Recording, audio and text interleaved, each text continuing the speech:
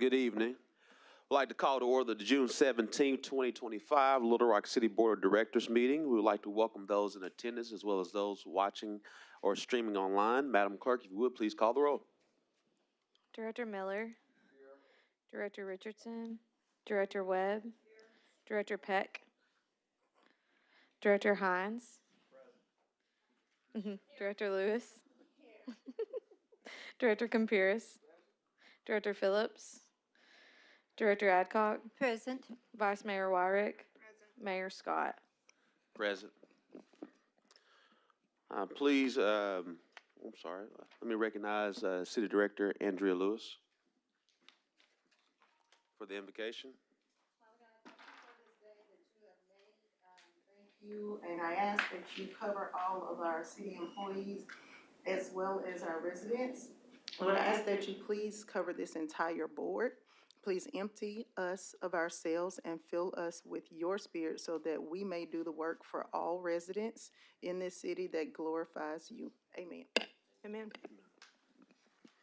Let's please stand for a pledge of allegiance.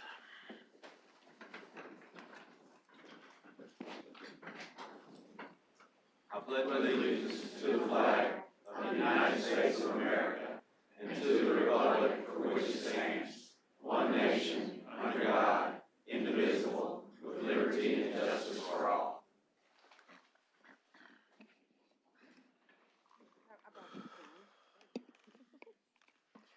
We have 4 modifications for today's agenda, 3 additions and 1 deferral of M1, 2, and 3, and deferral of item 11. Is there a motion? I motion that we move M1 and M2 to the consent agenda and M3 to the grouped or separate items. I don't think we have any grouped items.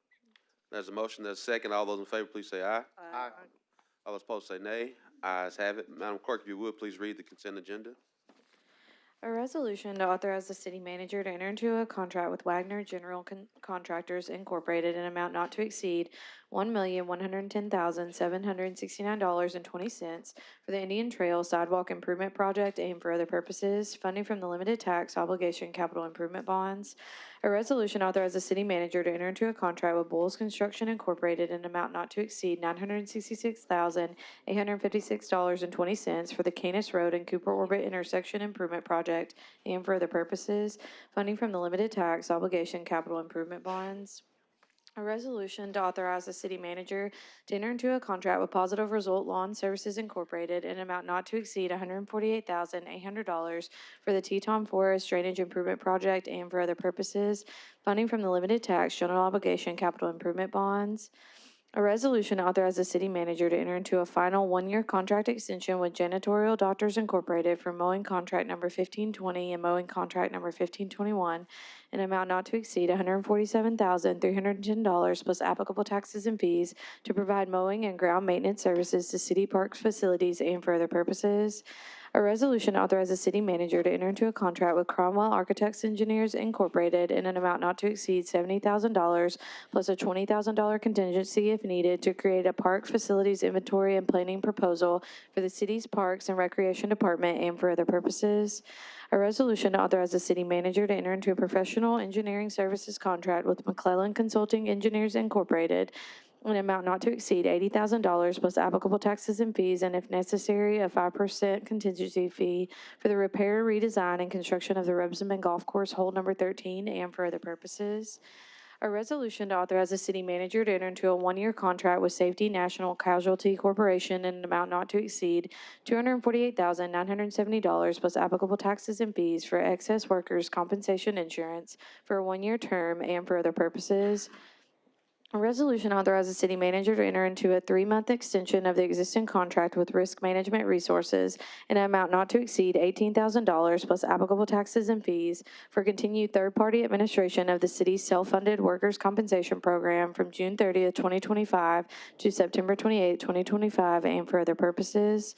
A resolution authorizes the city manager to enter into a contract with Siddons Martin Emergency Group, LLC, in an amount not to exceed $109,529.80 for the repair and replacement of the ladder fly section of the Little Rock Fire Department Unit Number 23D-188 Pierce Fire Truck and for other purposes. A resolution to improve the inclusions of the CDBG home and HOPWA sources and uses of funds of the 2025 funds from the United States government in the city's annual plan and for other purposes. A resolution to set July 1st as the date of hearing to request abandon of a portion of East Sixth Street right-of-way approximately 55 feet in width by 181 feet in length, located immediately west of Boyce Street in the city of Little Rock, Arkansas, and for other purposes. A resolution authorizes the chief financial officer to allocate excess fund balance to various special projects as outlined below, totaling $8,450,000 from the excess fund balance special project S10A237 and for other purposes. A resolution to authorize the city manager to enter into a contract with Travelers Insurance Company in an amount not to exceed $2,344,136 for the renewal of the city's property insurance coverage for the city buildings and structures for the term of July 1, 2025 to June 30, 2026, and for other purposes. A resolution to approve the settlement of federal litigation and for other purposes. That concludes the consent agenda. There's a motion and a second. All those in favor, please say aye. Aye. All those opposed, say nay. Ayes have it. Madam Clerk, if you would, please, we'll first open up the public hearing for item number 14. An ordinance to establish and lay off the City of Little Rock Municipal Property Owners Multi-Purpose Improvement District Number 2025-001 Mountain Brook to declare an emergency and for other purposes. First reading. There's a motion and a second. All those in favor, please say aye. All those opposed, say nay. Ayes have it. Second reading. An ordinance to establish and lay off the City of Little Rock Municipal Property Owners Multi-Purpose Improvement District Number 2025-001 Mountain Brook to declare an emergency. Second reading. Move we suspend the rules and place on third and final reading. Second. There's a motion and a second. All those in favor, please say aye. Aye. All those opposed, say nay. Ayes have it. Third reading. To establish and lay off, an ordinance to establish and lay off the City of Little Rock Municipal Property Owners Multi-Purpose Improvement District Number 2025-001 Mountain Brook to declare an emergency. Third and final reading. Members of the board, we've had 3 readings. Is there anyone here to speak for or against? Is there anyone here to speak for or against? Seeing none, I'll now close this hearing. All those in favor, please say aye. Aye. All those opposed, say nay. Ayes have it. There's also emergency clause. All those in favor, please say aye. Aye. All those opposed, say nay. Ayes have it. Madam Clerk, if you would, please read item number 15. An ordinance to establish and lay off City of Little Rock Municipal Property Owners Multi-Purpose Improvement District Number 2025-002 Mountain Brook Recreation District to declare an emergency and for other purposes. First reading. Move we suspend the rules and place on second reading. Second. There's a motion and a second. All those in favor, please say aye. Aye. All those opposed, say nay. Ayes have it. Second reading. An ordinance to establish and lay off the City of Little Rock Municipal Property Owners Multi-Purpose Improvement District Number 2025-002 Mountain Brook Recreational District to declare an emergency. Second reading. Move we suspend the rules and place on third and final reading. Second. There's a motion and a second. All those in favor, please say aye. Aye. All those opposed, say nay. Ayes have it. Third reading. An ordinance to establish and lay off the City of Little Rock Municipal Property Owners Multi-Purpose Improvement District Number 2025-002 Mountain Brook Recreation District to declare an emergency. Third and final reading. Members of the board, we've now had 3 readings. Is there anyone here to speak for or against on item 15? For or against on item 15? I'll now close this hearing. All those in favor, please say aye. Aye. All those opposed, say aye. Nay. Ayes have it. We'll now, It has an emergency clause. All those in favor, please say aye. Aye. All those opposed, say nay. Ayes have it. Madam, we'll now open up item number 16. Madam Clerk. An ordinance granting a special use permit for property located at 205 North Woodrow Street in the city of Little Rock, Arkansas, approving a group home in the R3 district and for other purposes. First reading. Move we suspend the rules and place on second reading. Second.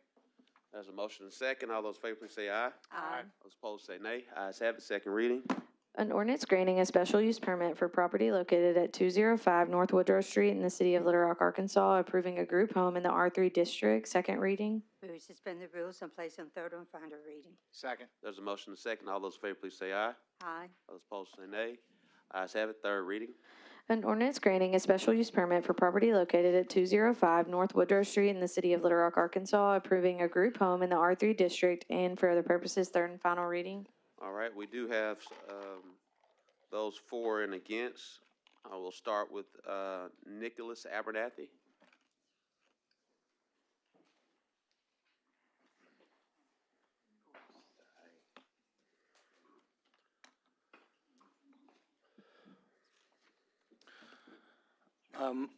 Hi guys, my name is Nicholas Abernathy. I was asked to speak on behalf of Sunlight Sober Living as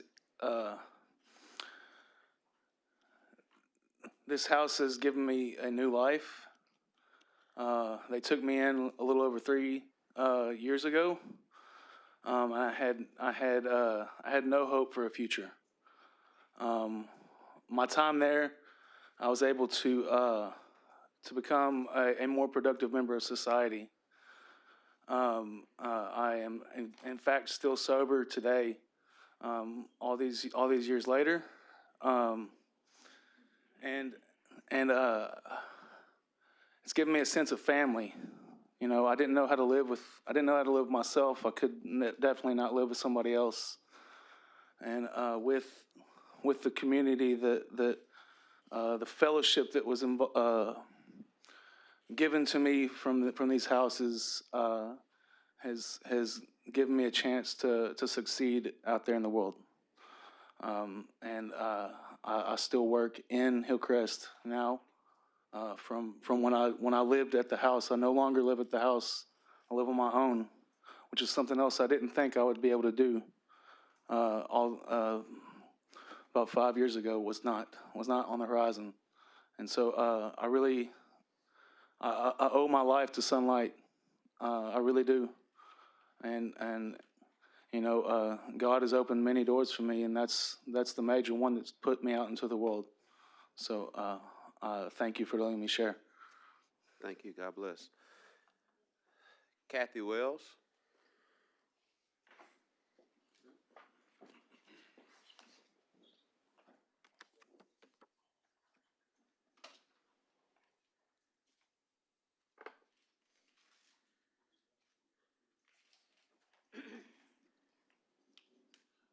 And after Ms. Wells will be Kyle Brewer.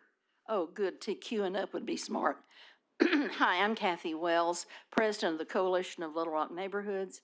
We're here, I'm here in support of those particularly concerned in the Hillcrest area about both the Woodrow and the Monroe group homes. There's a good way and a poor way to undertake these.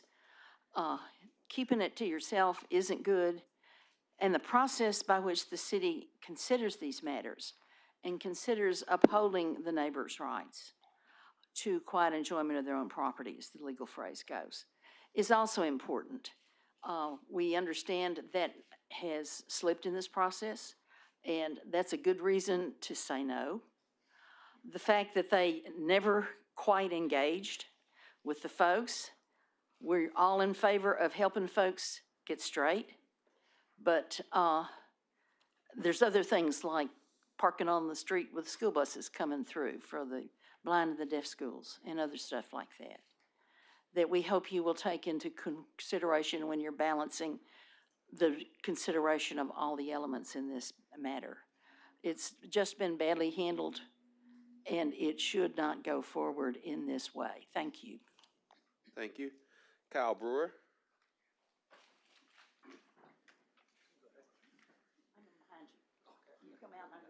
After Mr. Brewer, Mayor Stodler. Good evening. My name is Kyle Brewer, and so a couple things why I'm in favor of these particular 16 and 17 is because, one, I'm a person in recovery. I've been given a second chance in life, and a part of my journey did involve these type of resources, and in particular in the state of Arkansas, these resources are scarce, and I would be strongly opposed to taking away any other options for individuals coming out of treatment facilities. Today, I work for a treatment facility. It's a 75-bed detox and residential treatment facility. It's men and women, and about 90% of our clients that come out of that facility need a resource like this. And if you don't have safe and stable living conditions, whatever is going on in your life, it's very hard to be successful. It's very hard to become a contributing member of society, and the likelihood of that person ending up in one of our emergency departments, using the healthcare system, using taxpayer money is it's greater when they don't have a safe place to live. I'm so grateful for the chance that I've been given to live the life that I have today. And if it wasn't for resources like Sunlight Sober Living, then that just wouldn't have been possible. I would also say that in addition to being given a second chance, that it's been so much more than that. I've been able to turn around and use my past and the things that I've been through in a very positive way, where I'm able to contribute to society and have an impact in a positive way, where in the past that just wasn't a possibility.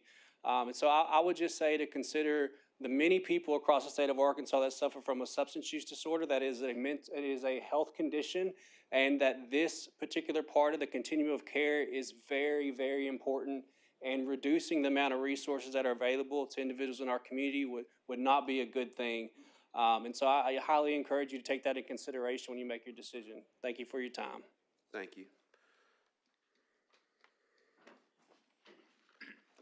Mayor, I represent the residents on North Woodrow Street, and if it's with your permission, I'd like to defer at this point in time my comments until the end and let the residents speak to the issue, and then ask to be recognized at that time. Yes, sir. Thank you. Tim Carr.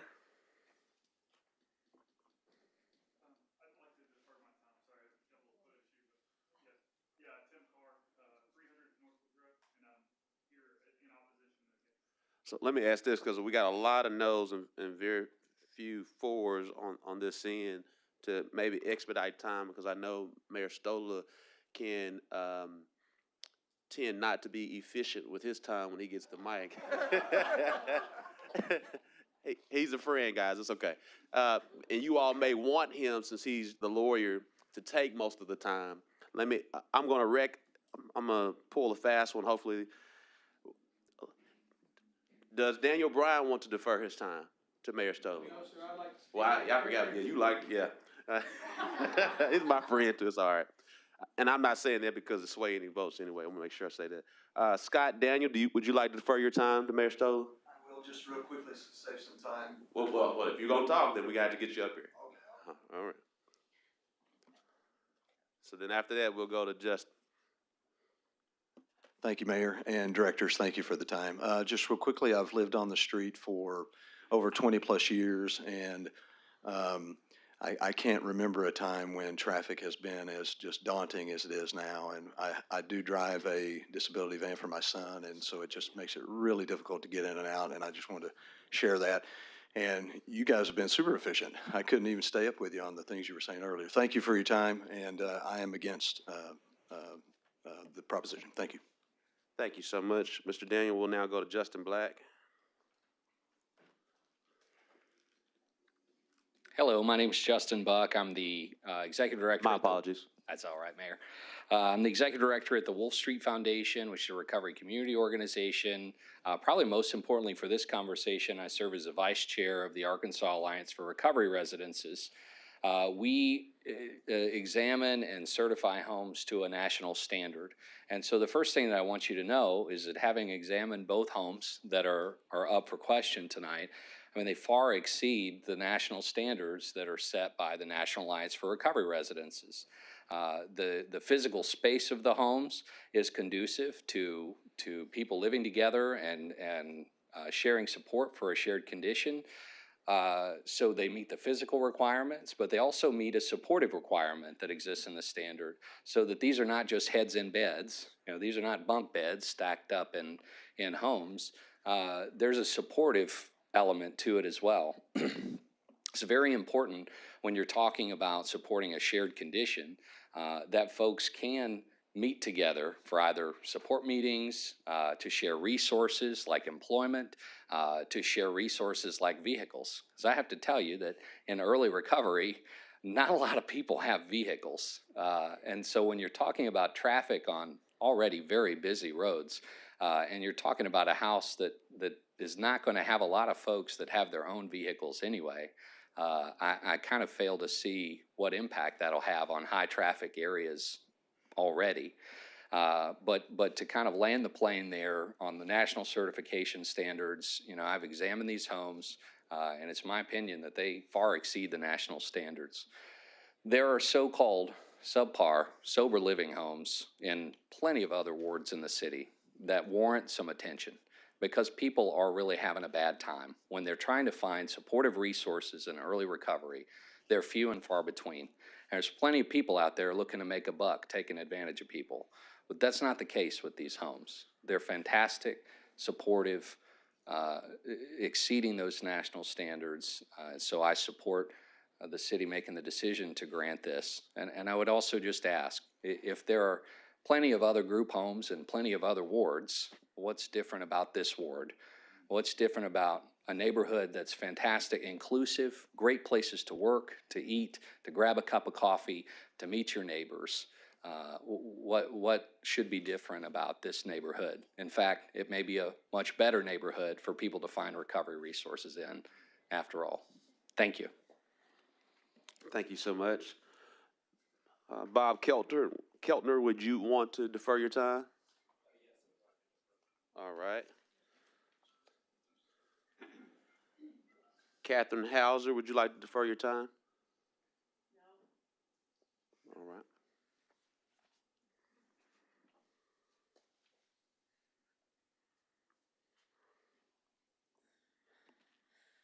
I have lived on North Woodrow for 33 years. The condition of the alley has gotten incredibly horrible.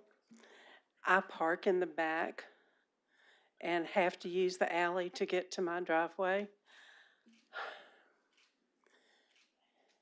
This would increase the amount of traffic on the alley. I already, if it's not increasing cars, it's increasing pedestrian traffic, which is also really hard to back in to see what's going on, to not run somebody over, and I really don't want to do that.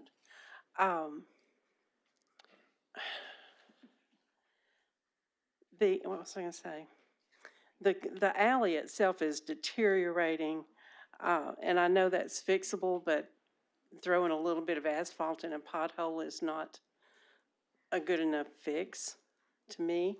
And they didn't get my potholes anyway, the last run through recently. Now I don't remember what I was going to say. The other thing that has made it even harder, the parking, if there's parking on, we're being encouraged to say that there's street parking. You can only park on one side of the street, the northbound side. If I am coming home and need to turn into my alley, there's now a no left turn sign for eastbound traffic to turn into that alley.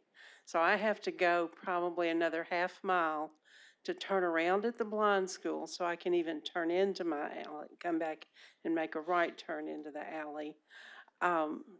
And everybody else is going to have to do the same thing. That intersection is horrible anyway, to try to get in and out of the alley, but I have to do it every day.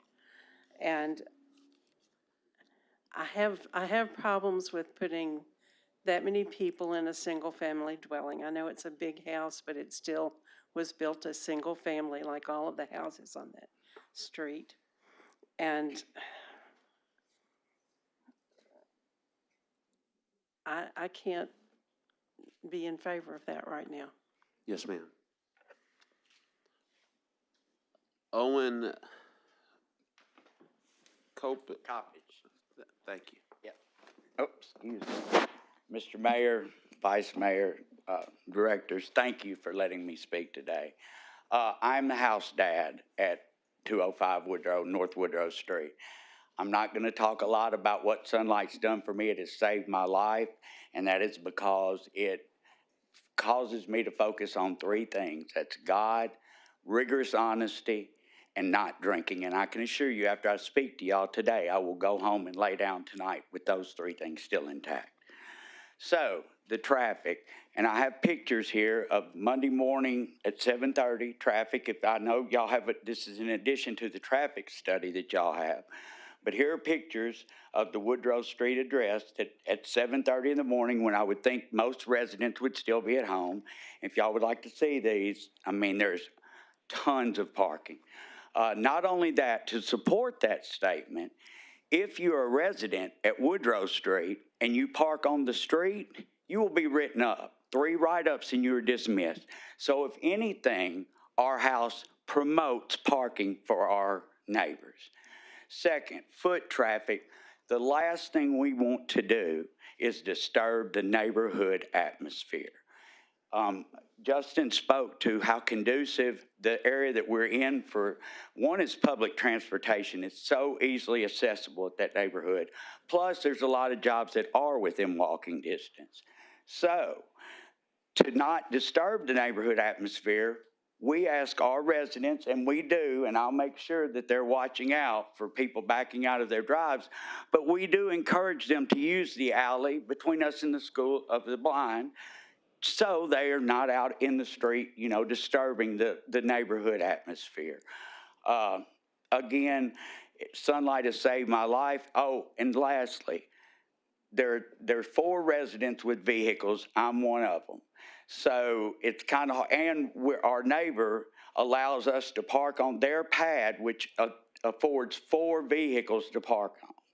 So again, if anything, we're a benefit to the parking and the traffic solution to the neighborhood. Thank y'all so much for allowing me to share. Thank you, Mr. Owen.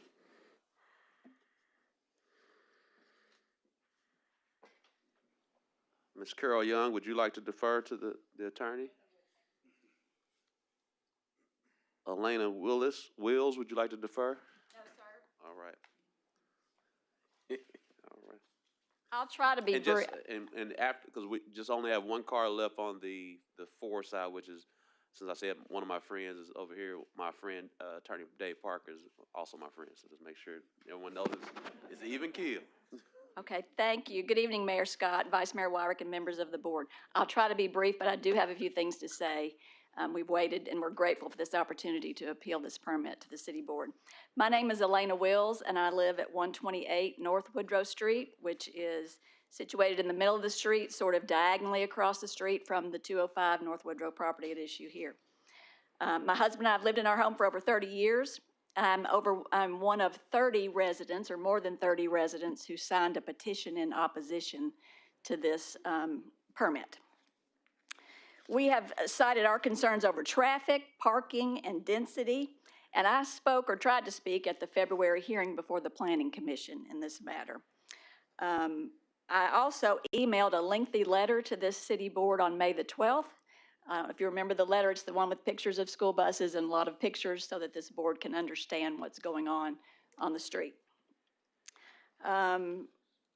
We don't feel like, my husband and I don't feel like we've got a full or fair hearing before the Planning Commission. Several things happened that caused us to appeal to this city board. The agenda, our matter on the agenda was pushed to the end of the meeting without a proper vote of the Planning Commission, so we sat for 5 hours before our matter was heard. Many residents stayed and spoke. I was frankly shocked to learn when they called our matter up that the planning department staff had changed its recommendation from denial of the permit to approval of the permit. And it seems like that change in position was done the same day of that February hearing. Staff's revised recommendation at one point bore the same date as that hearing, February 13th, although it's been taken off on the website now. More importantly, residents, in my view, were denied a valid opportunity to have their concerns about traffic density and parking considered. When we were finally permitted to speak, the deputy city attorney repeatedly interjected with his own opinion about the merits of the matter and said that no rational basis existed to deny the permit. Well, that's a determination for the Planning Commission and for this board on appeal if necessary. That's not a matter for the city attorney. There was also some discussion of personal liability of council members in this matter. There's no evidence to support that.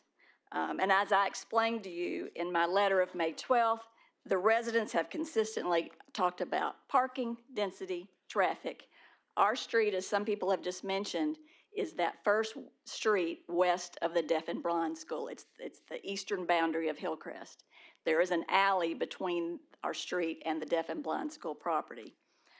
Every weekday morning when the Deaf and Blind Schools are in session, 10 different school buses come up our street between 7:30 and 8:30, or 7 and 8, I guess, from all over the region. I mean, Pine Bluff, Sheridan, Cabot, taking students up our street, and then they turn right and go in that western entrance to the Deaf and Blind School.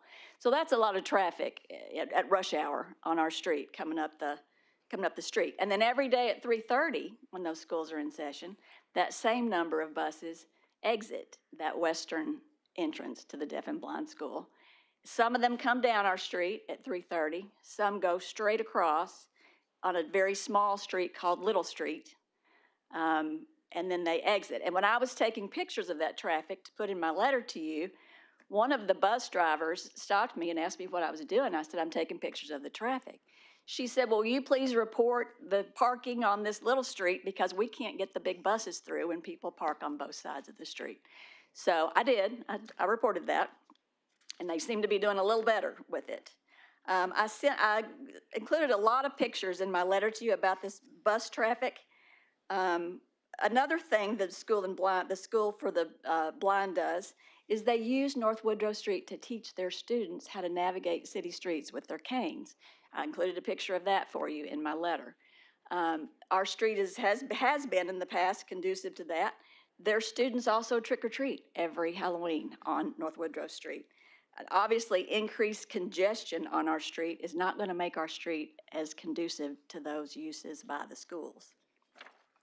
With regard to traffic, I have witnessed many instances of vehicles stopping in front of 205 North Woodrow, as well as the other two contiguous houses owned by Hillcrest Homes on our street, sometimes flashing hazard lights while they wait to pick up residents from the home. That kind of stop-and-go traffic creates additional congestion for the buses and for other residents trying to go both directions on the street with a long line of parked cars on one side of the street. So parking is also problematic. As my neighbor mentioned, it's one side of the street. A lot of these are 100-year-old homes that have no driveways in the front or parking for their teenagers' cars, so they all end up parking on the street. That creates parking problems on the street. And although the applicant has added some parking in the rear of this residence, the planning department's recommendation still notes that 5 of the parking spaces proposed for this property are located off-site, along North Woodrow Street and in the alley behind the residence. No other residence on North Woodrow Street needs 5 off-site parking spaces. So, and also, any increased parking in the back of this residence does little to accommodate visitors, guests, delivery vehicles, or workmen, all of whom I frequently witness park on the street, on the east side of the street. I have seen the applicant's traffic study, and it, to me, appears to be based on modeling. It doesn't contain actual evidence and data from our street, and nothing in it makes me disbelieve what I see every day with my own eyes about parking and traffic there. So we mentioned the alley. As my neighbor, Kathy Hauser, stated, it's in very poor condition and it's narrow, and garbage trucks and recycling trucks use that to go up and down that alley. And that along with other residents trying to use it for their rear parking, just is very untenable to think about having 11 residents use that alley in addition to the load it's already bearing. I also mentioned in my letter increased noise from the frequent comings and goings of vehicles at the house. Loud trucks and motorbikes coming quite a bit often at the house. We have also very recently had a sewer issue on the street. Raw sewage discharging from a sewer outtake pipe in front of 131 North Woodrow Street down by the sidewalk. I don't know whether it's 205 sewage outtake or 131 North Woodrow sewage outtake. Both are owned by the applicant, Hillcrest Homes. So after several days, neighbors called code enforcement, who came out and then hand-delivered a notice to the applicant to fix the problem within 24 hours or come up with a plan to see that it was fixed within 24 hours. I'm not an expert, but I don't see that it's been fixed. It's been 3 weeks now, and I don't see that it's been fixed. So that's the kind of issue that gives me some concern when there's not an actual owner living on the property who would look at that and see and fix it immediately. So that, along with these traffic, parking, and density issues, in my view, more than adequately support denial of this permit. So in fact, the Planning Commission staff originally concluded and recommended denial of this special use permit. They said that 11 residents were too intense for this single family residence, would create an increase in traffic that was not in character with the surrounding residences, and that the proposed use and the number of occupants and the increase in traffic would have an adverse impact on the area. Planning staff was correct in its original conclusion, and the city attorney's office should not have derailed their expertise in this matter. So we ask that you deny this special use permit, and thank you very much for the opportunity to be heard in this matter. Thank you.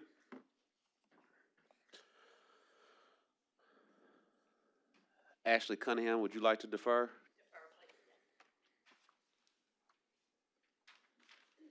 Jay Wills, would you like to defer? Just 1 minute. And then I would defer the balance of my time to our attorney, Mr. Stodler. Good evening, I'm Jay Wills. Thank you for the opportunity to address you, Mr. Mayor, and members of the City Board. I have simply a simple request for you all. Please don't drop a dormitory of 11 men in the middle of a single-family neighborhood, our neighborhood. That's all I'm asking you. Thank you for your time. Catherine Liu, would you like to defer your time?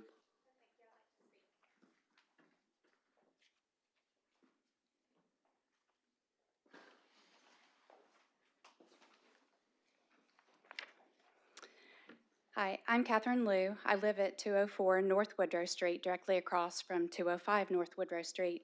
And I'd like to first congratulate Mr. Brewer and Mr. Abernathy on their successful recovery. That's not easy. That takes a lot of work. It takes a lot of support. I am the adult child of an alcoholic, and I wish that my dad had had this level of support in his recovery. It might have made a difference in my life as a kid, and it might have made a difference in our relationship today. So in no way am I, and I think I am safe in speaking for my neighbors, in no way are any of us opposed to the mission of these homes. They do great work. No one denies that. Our simple concerns are the density, the number of people. I don't want to live across the street from 11 school teachers. I don't want to live across the street from 11 ministers. I don't want to live across the street from 11 city directors. No offense.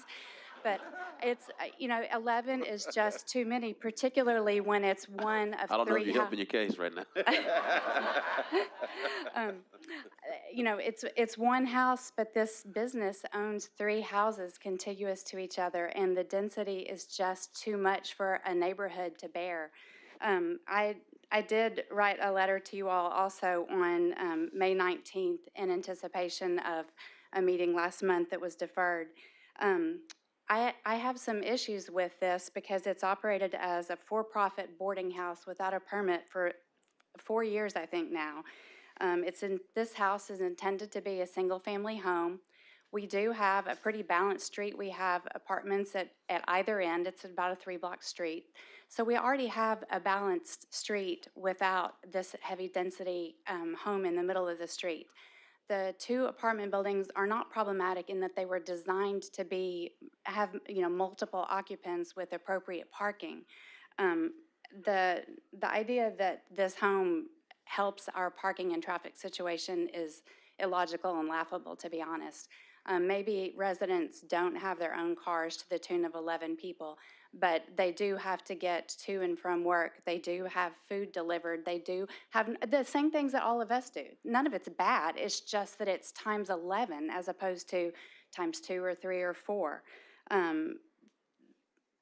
So it's just a density issue. One thing that was suggested a month or so ago was that we haven't complained. That is false. Director Webb can attest to how often she's heard from me. I'm surprised at this point that she will take a phone call or respond to an email because I've complained a lot. And I'm not the spokesperson for our neighborhood, but people know that I feel comfortable in speaking to her, and so they will, sort of channel comments and feedback. So we have been complaining. Maybe we should have done it more officially or more formally, but it's not really in any of our habits to take notes on and do studies and kind of snitch on our neighbors. That's just not the kind of neighborhood that any of us live in. That's not how people operate. My last concern is, even though the special use permit is a request for one property, there are 3 contiguous properties there. And so I'm concerned about the trajectory of this business. It is a for-profit business, and whether or not they make a profit is not up for discussion, but it is a for-profit business in the middle of our street. And I'm concerned if 11 is approved here, and then they do 4, and then they do 5, like suddenly we've got nearly 20 people supporting this business in the middle of our residential area. I don't have a problem with it being a smaller number, a reasonable number that the house could support, and forget national standards. I'm not interested in, I am interested in national standards in terms of it protecting people, but I don't think we need to max that out. It's what the neighborhood can support. It's what the street can support. I would like for it to be a small number. I'd like for people to be integrated, but I strongly encourage you to consider denial of the special use permit for 11 people in this residence. Thank you. Thank you. Mr. Eugene Liu, would you like to defer? After that, yes, sir. Smart man. All right. Mr. Pittman Ware, would you like to defer? Yes, sir, I'd like to speak.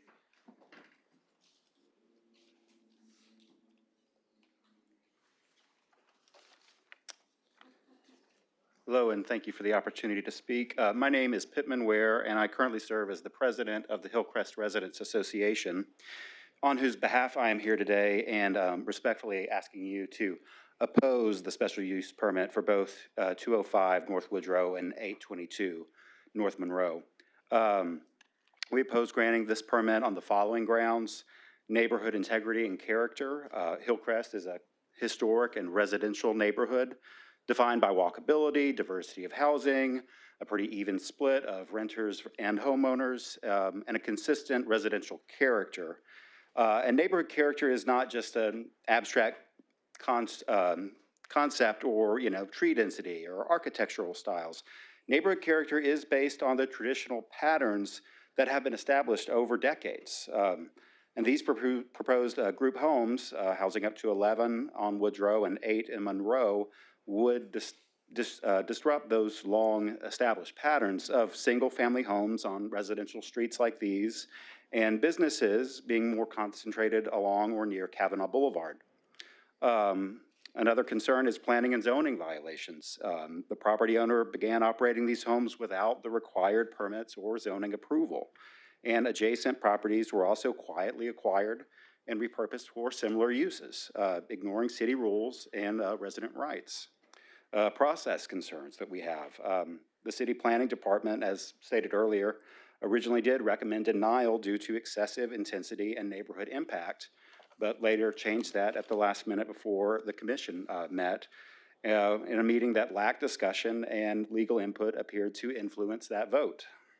City ordinance issues. Our city's existing city ordinance does put a limit on the number of unrelated individuals that can dwell in a single-family home, and this application circumvents that.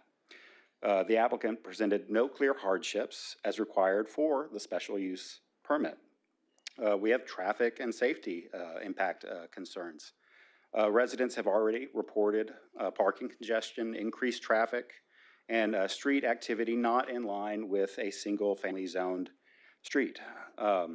This is a for-profit business, as previously stated, not a typical residence, and the intensity of it is incomplete with its surroundings. And we're also very concerned about the precedent that allowing this to move forward would set. Approving this sends a signal that zoning rules can be bent or ignored when convenient, and that legal pressure can outweigh residents' voices. This is not just about, one or two houses for our residents association. It is about protecting the integrity of land use decisions across all Little Rock neighborhoods. And to be clear, neither I nor our association oppose housing for those in recovery. Our concern and opposition is based solely on the scale of this operation and the disruption that it has and will continue to bring to our neighborhood's character and our residents' qualities of life. I would ask this board to please uphold the planning department's original recommendations to deny this special use permit and stand with these neighbors and in preserving the residential patterns, the safety and spirit of our historic neighborhood. Thank you very much. Thank you so much. Stephen Fusel, would you like to defer?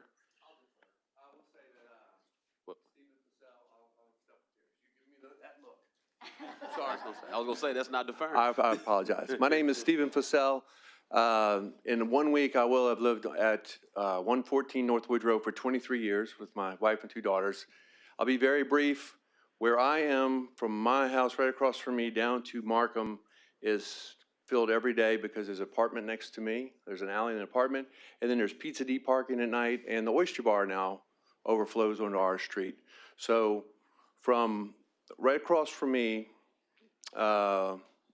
mid-100s North Woodrow, there's always cars. And then Woodrow Street, if you're not familiar with it, has a curve to it. When you get to Little Street, you either go 30 yards and you hit Kavanaugh, or you go 30 yards to the right and you go to the blind school.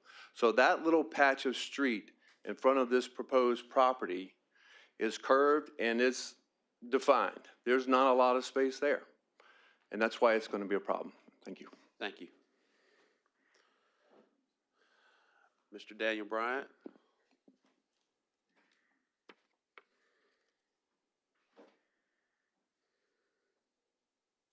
Thank you, Mr. Mayor. I'll be brief. Everything's mostly been covered. I would like to touch on just real quickly about the parking in particular. Since I live at 209 North Woodrow, I am the property closest to the property that we are discussing. I share a fence with it, and I've lived there for almost 20 years. I would disagree strongly with the fact that with the statement that there's plenty of parking. There isn't. When I get up and go to bed, generally there's no parking in front of my house, or either the house is to my right or left. So I dispute that. I'd also like to point out that the applicant suggests that most people who live there don't drive vehicles. By nature, people are moving in and out of the house. That's my understanding. That's the purpose of the home. And so just because maybe 5 or 6 or 8 people of the 11 or 8 or whatever's granted drive cars now or don't drive cars now, that doesn't mean that's the way it's going to be the next time around. People are coming and going. So there's no way to control that. So I just think that should be pointed out. Before I make my statement, and I shouldn't have to say this because I don't think that it's relevant, but I'm someone who lost a family member to substance abuse in 21, directly related. I don't think it needs to be discussed. I don't know why it's being discussed. That's not what we're here to talk about. Also grew up in a house in Russellville, Arkansas, where the furniture, most of it came from the mission, which you guys know as Jericho Way. My grandfather was the chaplain there. So I don't like being questioned about whether or not I feel for the folks that are going through this. This isn't what it's about. So my statement is that the reasons provided to me a few weeks ago when I applied for a short-term rental and it was denied were as follows. Inadequate parking, increased traffic, non-permanent nature of tenancy, and neighbor opposition. Those reasons provided to me for denial by Brad Jordan directly. He read his statement, and many of those are he's the Director of Zoning and Planning, I'm sure you know. Many of those same issues exist in this case, and therefore the board would be consistent in its position by denying this permit. Thank you. All right, we're now left to the lawyers.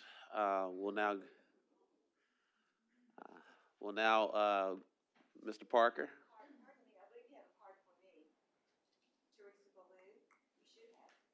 Let me check.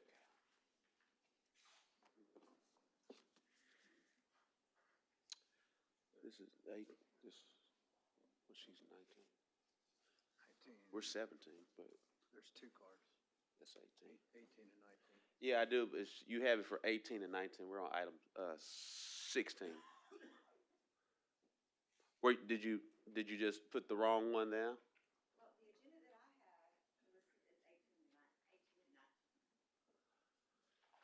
We'll extend grace. You just come on down.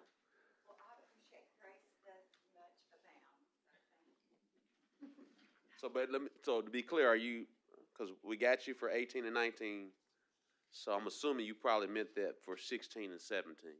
If the agenda's been adjusted with the items, It this is is for the when we have the 205. modifications, so I don't know when you printed yours off for. All right. That's what I get for being prepared, No.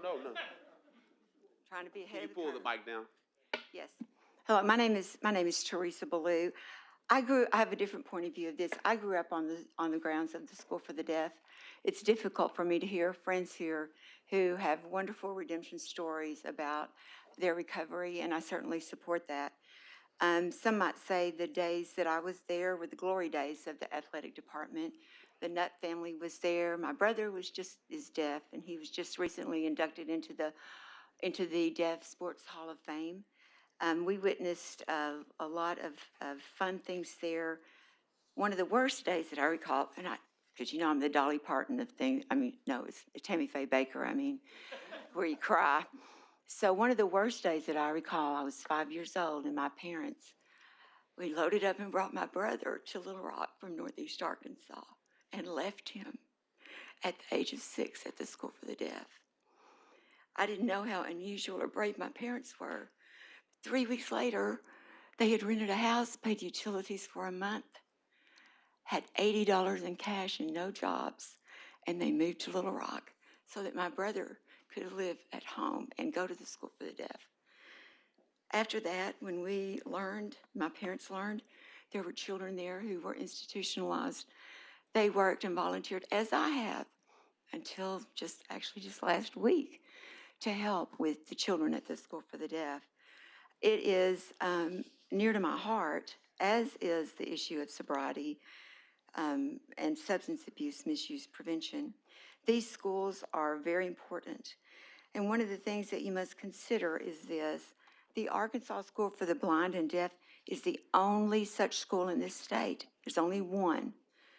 Most parents whose children attend our residential students have no choice but to send their children to live here. Beginning at the age of 6, can you imagine? At the age of 6, there are children there who are 6 years old living in residential quarters. They come from all over the state. These days, a lot of the deaf and blind students are able to stay close to their hometowns because of mainstreaming, and appropriate services are available there. But the students who reside now are especially vulnerable. Do you know, I'm going to cry again. It's okay. 20% of the students there are both deaf and blind or losing their sight. That is how vulnerable these children are who live there. There is no question that these children deserve protection under ADA. These children and their parents deserve for them to be in a facility that is as safe as possible and as free from disturbance as possible. And you're the governing body that decides. You decide. Many of you know I've worked in the arena of substance abuse. I'm on the Regional Board of Mothers Against Drunk Driving. I'm on the Alcohol and Drug Abuse Coordinating Council that reviews all the prevention, treatment, and drug task force funds for the state. I'm chairman, for crying out loud, of a board that assists people whose family members die of fentanyl overdose. And I understand, to the extent that anyone can, the disease of addiction. You should know that these houses have a high rate of eviction, and in some cases, residents are taken advantage of. And still we hear these great redemption stories, but that's not the issue. The bottom line is this: you as a city board must not allow this better to ask forgiveness than permission business plan that we keep seeing to prevail. This property was purchased years ago, and until well after that, when there was a complaint filed, There was no application for rezoning filed, no intent other than to just plow ahead until somebody brought forth the obvious. And now they come, again, with a compelling redemption story to ask forgiveness. What if somebody just decides they want to open up, I don't know, a liquor store without getting proper licensing? What if they decide they want to open up a medical marijuana shop or any other kind of business, a meat butchering shop? How about open a trucking firm and hire people to drive their trucks that don't have CDL licenses yet until they get stopped by the police and somebody notices? That's not right. Asking for forgiveness rather than permission is either wrong or it's not right. How do you expect the neighborhood to trust these operators? How can you, as a city board, trust what they say?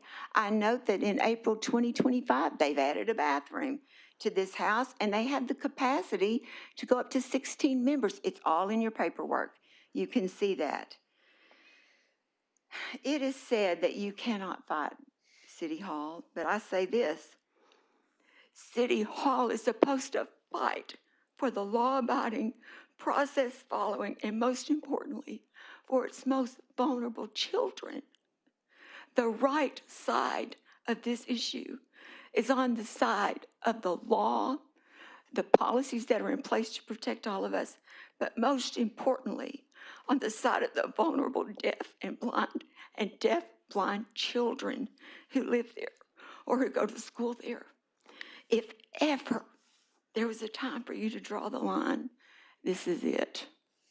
Thank you. All right.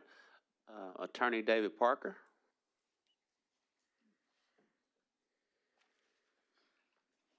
Good afternoon. My name is David Parker. I am the attorney representing Hillcrest Homes, who is owned by Ms. Tara Tenen. I'm one of the attorneys. There are a couple more. The Hillcrest Homes is, and it's going to come up on the next agenda item. What it is there are two sober living homes in Hillcrest. The one that is on Woodrow is this item number, is the men's residence, and the one on Monroe is women. So it's a very similar story, but two houses, one is men, one's women's. The background is that they have been there for going on around 5 years now, and did not, it was their understanding that they did not need a zoning permit for this use. Being a protected class of representing people with disabilities, they're typically excused from needing permits in these situations. When it was brought to their attention they needed a permit, they did go ahead and apply, and they're just figured they'd check every box if they went ahead and applied and got one. They originally applied at the end of 2023 and had a larger number of residents that they were applying for each of the two houses. And their reasoning is at the time they thought they were just asking for the maximum that could possibly ever be held at the house. That one was denied, and what they did was they revised their application based on, and they lowered the number of people that were going to be living there because realistically, this is the max number that they would have there. They originally just thought they were doing the most that would be possible.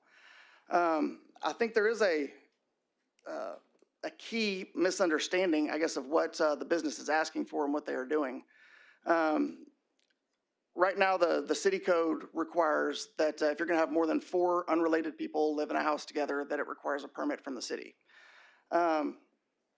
That is what they're asking for on the house on Woodrow at 205, that it be raised to 11 people will be able to live in that house. But the business, the Hillcrest Homes, has purchased the 2 homes that are, I believe, just south of it. And the reason they have bought those 2 houses is not because they are expanding this into a larger business. They have bought those based on, I guess, kind of the opposition of us of getting that permit. And the 2 houses are the backup plan. The business is going to be here regardless. That's not what the city is deciding. The city is deciding whether we want these in one house or whether we want them spread over 3. And so what we were asking is they want to do all this under one roof, have everyone live together. But the backup plan, if necessary, is they can have 4 people live in each of those 3 houses. And so it's going to be the same 11 people living in the same area, using the same parking, the same traffic, the same, everything will be the same. It is strictly a matter of how many are allowed to live in one house. And this is a fairly huge house. It's over 5,000 square feet.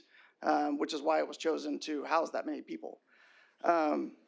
So we did provide recently, since our first hearing, I guess, on this, we did get a traffic study done that I hope you've all received, I believe earlier this week. Those take typically at least 30 days to get done, and it was just under 30 days since the last board meeting, which is when we got that done, and they rushed it so that we could get it by the end of last week to get it to y'all this week. There's a lot of engineering talk and math in there, but the result is in the summary. It says that the change to traffic will be negligible, and and that there will not be any change to the parking. They've added enough parking spots so that that there will be enough parking spots, off-street parking, to accommodate everyone that possibly could live in the house.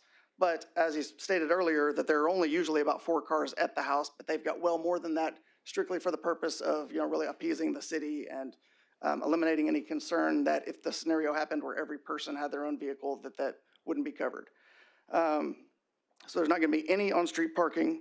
And regarding the deliveries or the, I guess, people moving in or out, or other ancillary traffic that may result by these people living there, all that's going to be the same regardless. The only question is whether they're going to be in one house or whether they're going to be spread across 3. At the agenda meeting last week, one of the directors asked a question about, I guess y'all had previously decided something similar in another part of town regarding whether the residents were able to leave and have to be chaperoned, or if they were just able to come and go as they pleased. I don't know the details of what that other one was, but I believe that was more of a halfway house situation. That one's, and I'm just making assumptions, but I assume that is people that have been released from prison or some kind of sentence that they were serving, and part of that is that they live in these houses before they're fully returned to society, and they have to be chaperoned. That's not what this is at all.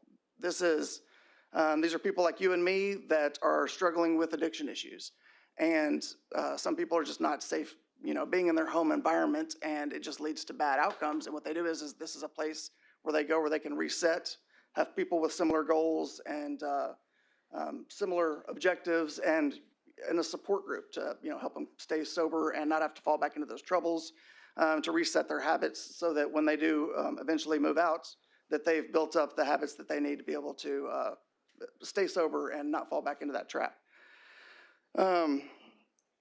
I believe that's the key issue. Is the main thing I don't want anyone to understand is that the multiple houses that Hillcrest Homes has purchased on these streets are not for expansion. Next week we're not applying to do this again on the one next door and then the one after that. That is the backup plan. That is if they do not receive this permit, then all of the residents are going to move into those 3 houses so that there's no more than 4 in any one house, which is what the city requires. And so I just don't want the issue to be confused that the decision today is yay or nay on sober living houses in the area. The question today is yay or nay, can they live in one house, or do we need to spread them over 3 houses? And then Monroe is going to be very similar, and I'll be shorter, but some very slight differences on the Monroe house, but that's the issue on this one. Thank you. And I can answer any questions if anyone has any. We'll now go to Mayor Stodler.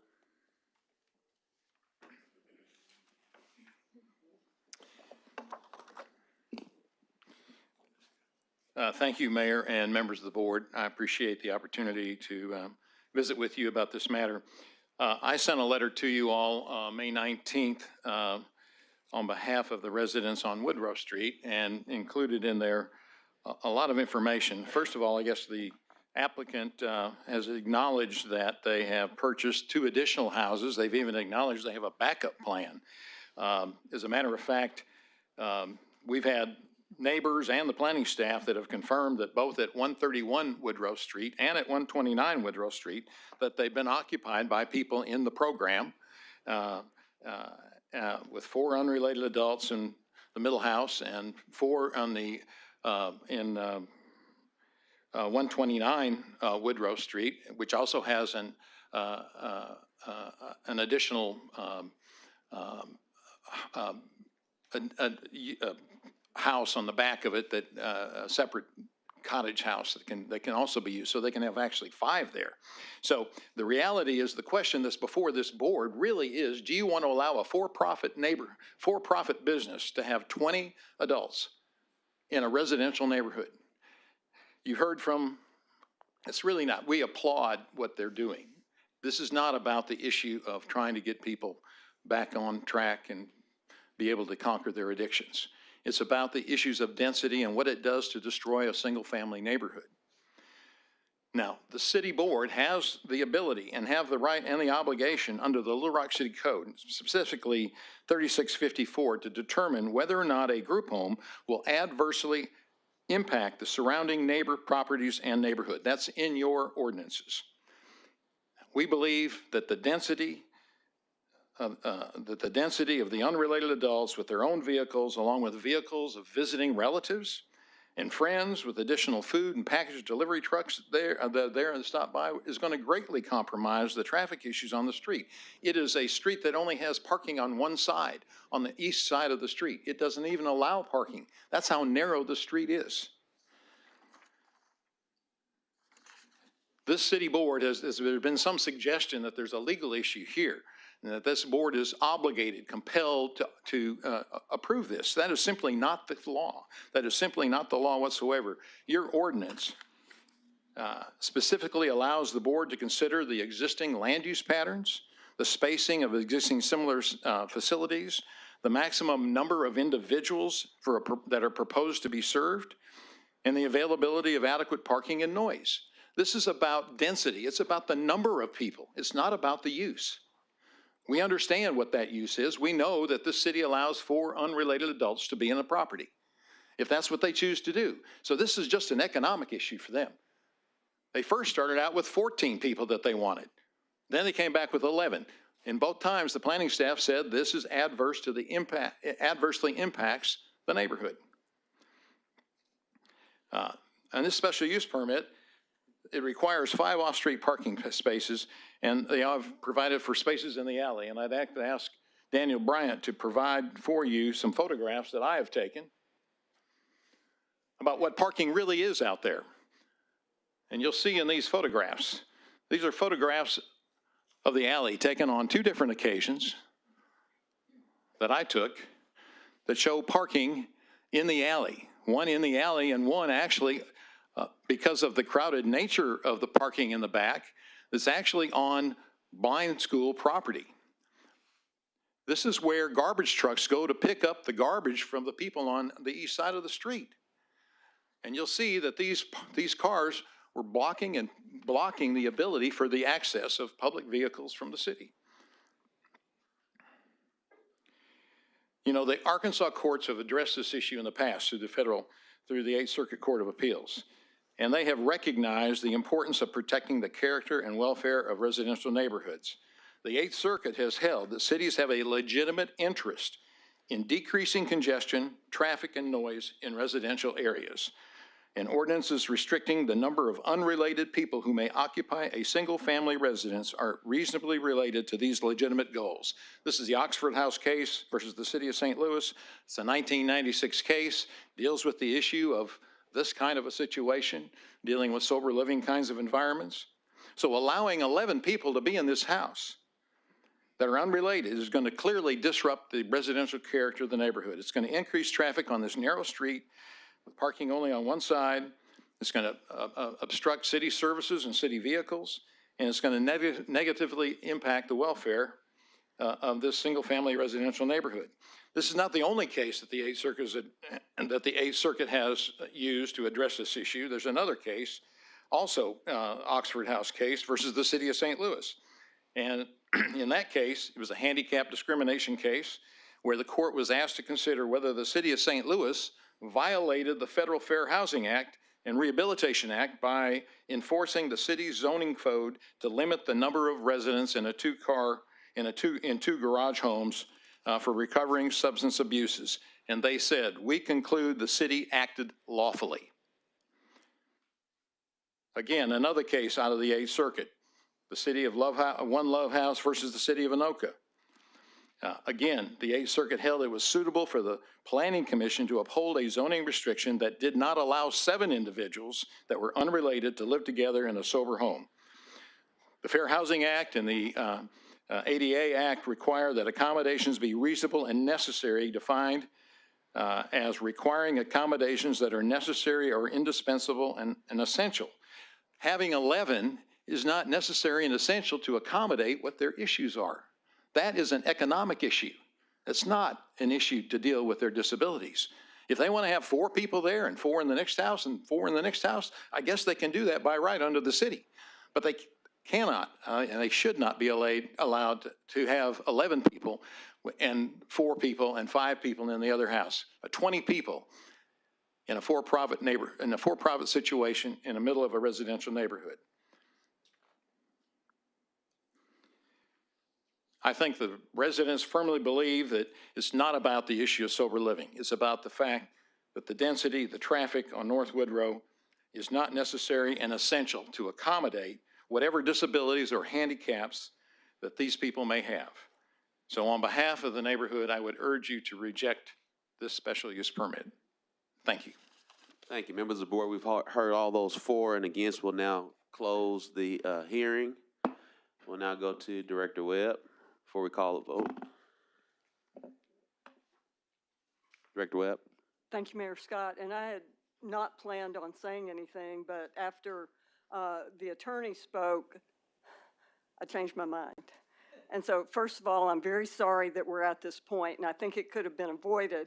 Ms. Liu was absolutely correct in the fact that she has called me for multiple years, and we have discussed this, and it was not until today that the applicant reached out to me to have a conversation about it. So I think we could have avoided this whole thing and lots of hundreds of thousands of dollars if I had been reached out to prior to this.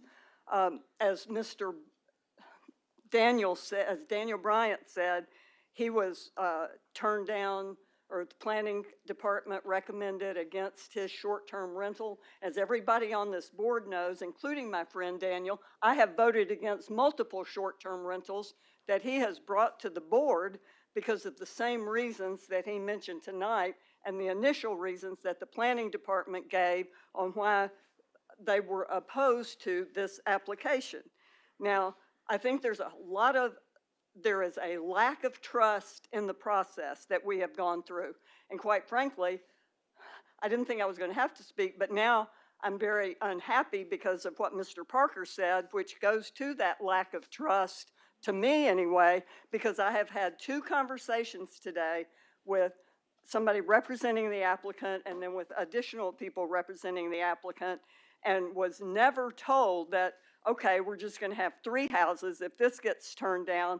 And as I told them earlier, when they assured me that that was not the plan, and then the attorney got up and said, that is the backup plan, so what is the plan? And as I told them earlier today, I would be opposed to 3 short-term rentals, as Daniel well knows from the votes that I have cast on short-term rentals. It has nothing to do with sober living, and quite frankly, I mean, I applaud people who talked about what sober living has done. There's nobody in this room that knows more about sober living than I do, but it is not the issue that we're talking about. There's nobody that knows more about it than I do, and I will just leave it at that. But I was offended by some of the comments that we don't want this, and so enough said that it was offensive. But is the plan, if it fails, then we're just going to open all 3? Because that changes the character of the neighborhood, like Mr. Stodola said in his comments, like other people said in his comments. And earlier today, I was led to believe that, you know, there has never been a plan to have 3, and maybe if we had 8 in the home, that would be okay, and we would not have the other 2. That sounds kind of reasonable. I've had sober living homes in my neighborhood where I've worked with the neighbors and the applicant to live together happily, and I've hired people who lived in the home. So I am distraught over Mr. Parker's comments that that's the backup plan, and that changes the street. It really does.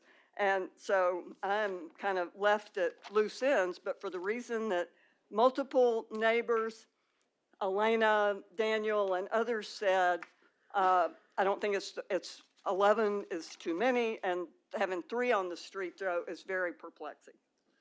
All right, thank you, Director Webb. We've heard a lot. All those in favor, please say aye.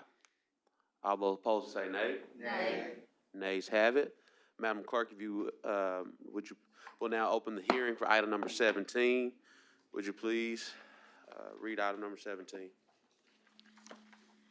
An ordinance granting a special use permit for property located at 822 North Monroe Street in the city of Little Rock, Arkansas, approving a group home in the R2 district and for other purposes. First reading. There's a motion second. All those in favor, please say aye. Aye. All those opposed, say nay. Ayes have it. Second reading. An ordinance granting a special use permit for property located at 822 North Monroe Street in the city of Little Rock, Arkansas, approving a group home in the R2 district and for other purposes. Second reading. We suspend the rules and place on third and final reading. Second. There's a motion and second. All those in favor, please say aye. Aye. All those opposed, say nay. Ayes have it. Third and final reading. An ordinance granting a special use permit for property located at 822 North Monroe Street in the city of Little Rock, Arkansas, approving a group home in the R2 district and for other purposes. Third and final reading. All right, members of the board, we have a lot of the same similar names. Michelle Strahan, would you like to defer to Mayor, the? before you do that, I think I heard 822 and the address is 833. I just want the record to reflect that. It's a typo. It's 822. In that case, I want the record to reflect that. Michelle Strahan, would you like to defer to the attorney? Okay.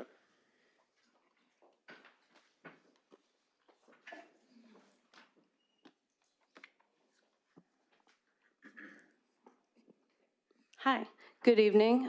Thank you guys for giving me the opportunity to speak about something that's very grateful for me.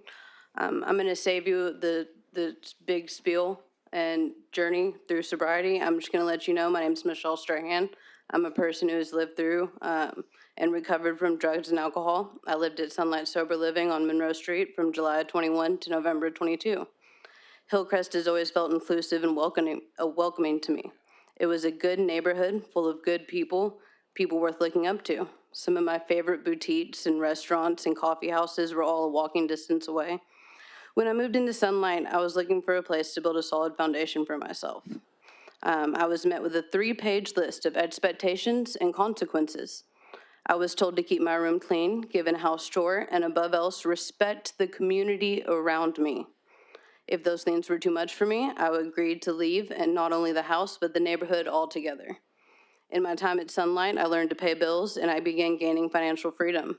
After a few months, I was able to be a house manager, and I learned the importance of accountability and the benefits of stability.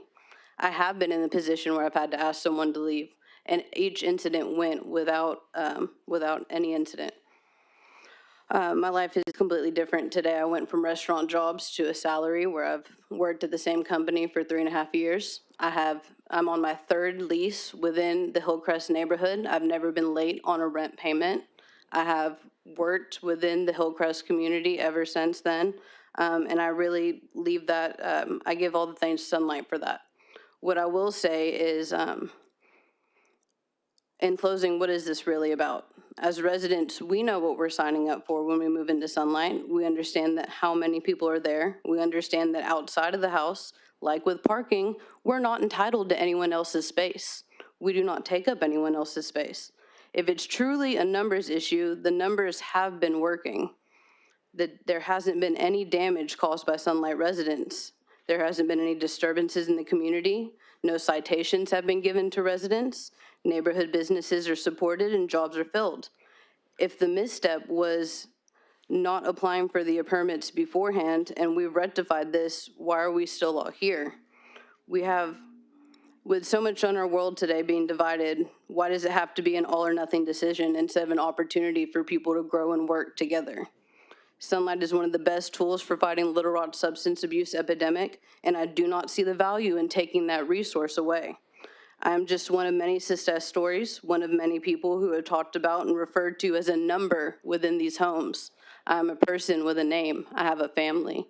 I have dreams, and I have goals. We are some of your favorite servers, employees, friends, and maybe even family members, and we are very proud residents of the Hillcrest community.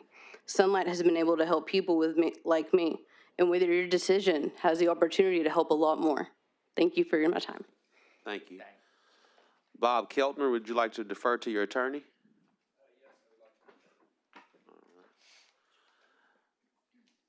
John Showalter, would you like to defer to your attorney? David Deere, would you like to defer to your attorney?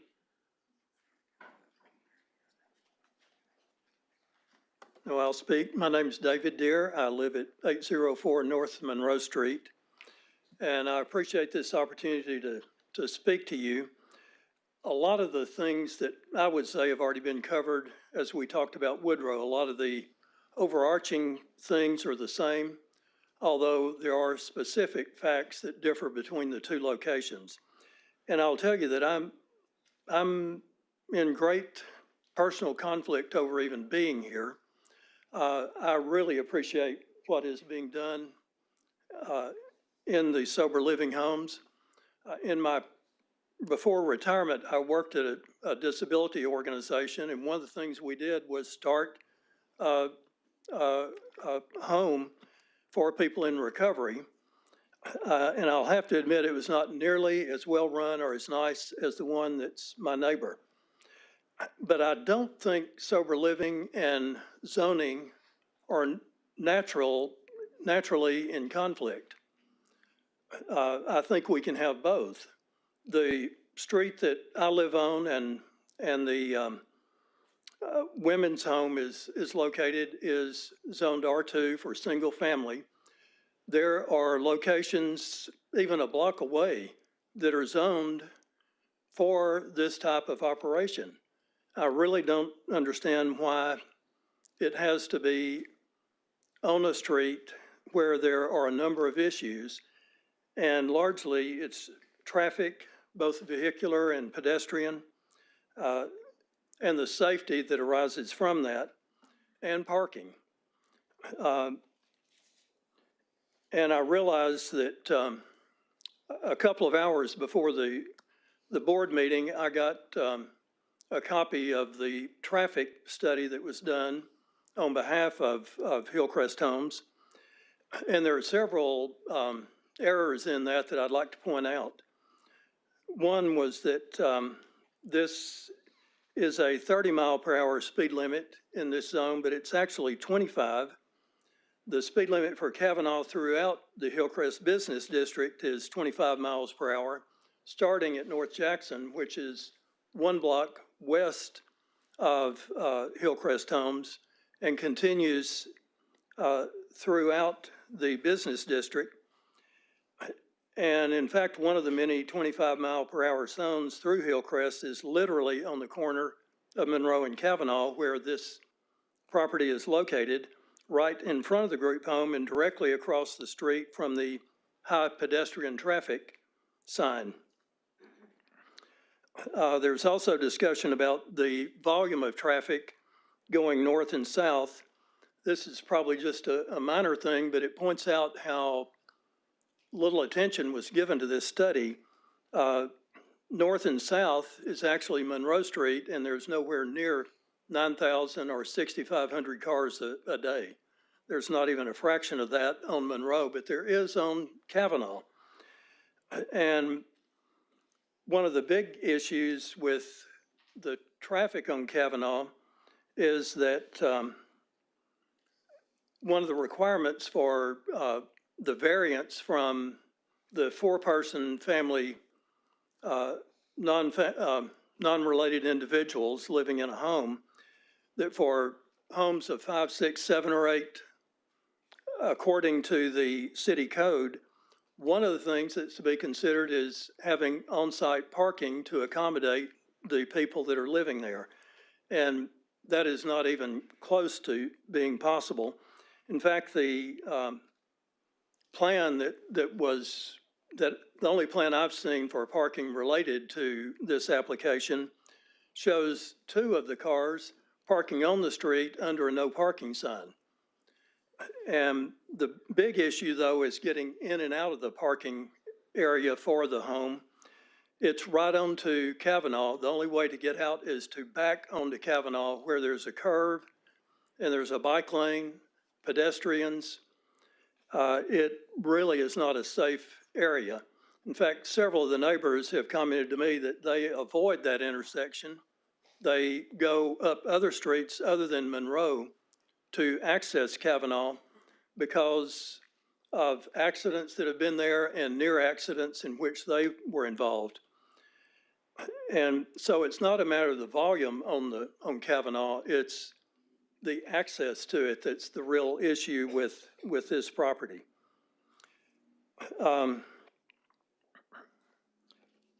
And I know there was communication circulated that said there had been no complaints here, and I know that is not true. I know that one neighbor who's now deceased had made numerous complaints. And in fact, my understanding from one of the city code members was that the way the city found out about the operation of the home was when the police were called for a disturbance, and they started asking, now, who all lives here, and they found out they were unrelated adults, which triggered the whole process of applying for a permit. I would encourage you to deny this request, and that's not something I ask easily. It's, I really appreciate the work they're doing. I wish they were doing it in another location, even in my neighborhood, but in one that is equipped to handle the burdens that this places on the neighborhood, even a block away. Thank you. Thank you, Mr. Deere. Mr. Bach, will you defer to the attorney? Okay.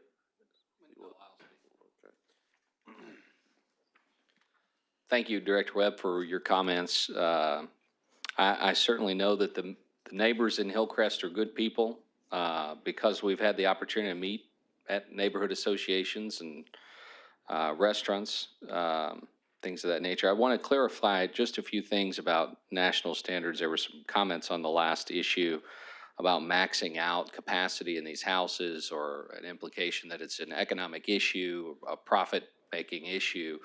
The square footage of both of these houses under consideration, it actually would accommodate inside of the standard a number far greater than what's being asked for. You know, the city code that Mr. Deere mentioned, and one key difference between this property and the other is a presumption of approval for 5, 6, 7, or 8 people. I'm not pretending to be a lawyer, but that's what I read. So I don't know what that means or what difference it might bring to this issue, but just to raise that issue as well. I'll also say that there are not places with land use patterns that are consistent with sober living or group homes. There just frankly aren't. That's why there's a special use permit requirement, I'm sure. I'm really glad to hear that there may be an opportunity for people to live in multiple homes instead of one home in the same neighborhood, because it's such a great place. But if we weren't talking about somebody with the means to do that, folks in recovery may not have the opportunity to live in such a great neighborhood.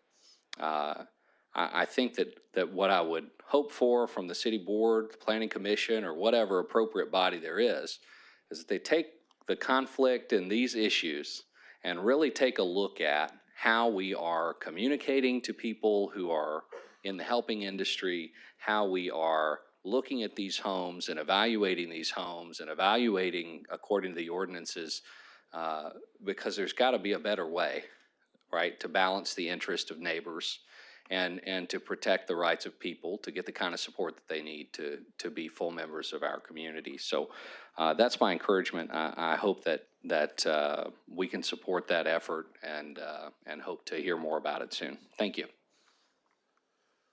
Thank you. Ms. Julia McMath, would you like to defer to your attorney? Mrs. Beth Deere, would you like to defer to the attorney? All right. Mr. David Loesch, would you like to defer to the attorney? I'll take the board.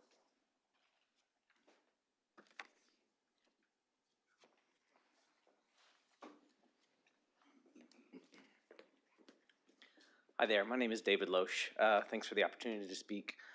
I live at 823 North Monroe, immediately across the street from the house for the special permit. As a lot of other people have stated, love the operation that they're doing, have had great interactions with all the people there. There's not ever an issue there. My main concern, like as a lot of others have voiced, is the traffic patterns. It's on a hill that you come up to, so pulling northbound on North Monroe Street is a bit of a blind corner already, with more cars coming in and out of there, as well as parking along Kavanaugh and right on the corner of Monroe. It's just a high traffic area. I have a 2.5-year-old son. He's hell on wheels. I'm sure a lot of you have had kids that age. He's moving fast and he's learning to ride a bike and all of those things. And every additional hazard on my corner, I just get worried about. And if I can come to a meeting like this and speak to say, I'm going to try to prevent one more stopped car and one more person to have to see one more hazard to swerve and maybe my kid's in the way. That's what I'm going to do, and that's what I'm here to say. I love the operation. I think they're doing really good work. If it's 3 or 4 people living there, I think that's what the street and the neighborhood accommodates. When it gets more than that, that's where I just get concerned, and I want to come voice my concern about that. So thanks for the chance to speak. I appreciate it. Thank you. Mr. Tim Robinson, would you like to defer to your attorney? Yes. Mr. Andrew King, would you like to defer to your attorney?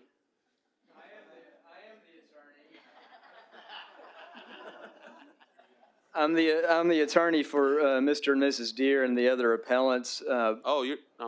Stoller's not their attorney? I am their attorney. Mr. Stoller, you couldn't. I would like to give all of the residents a chance to speak before I speak, and so if there are any more, all that's left is the attorneys. All that's left is the attorneys. Well, then. Does it matter if Mr. Parker speaks first or I speak first? No, you're up. We're not. All right, I'm up.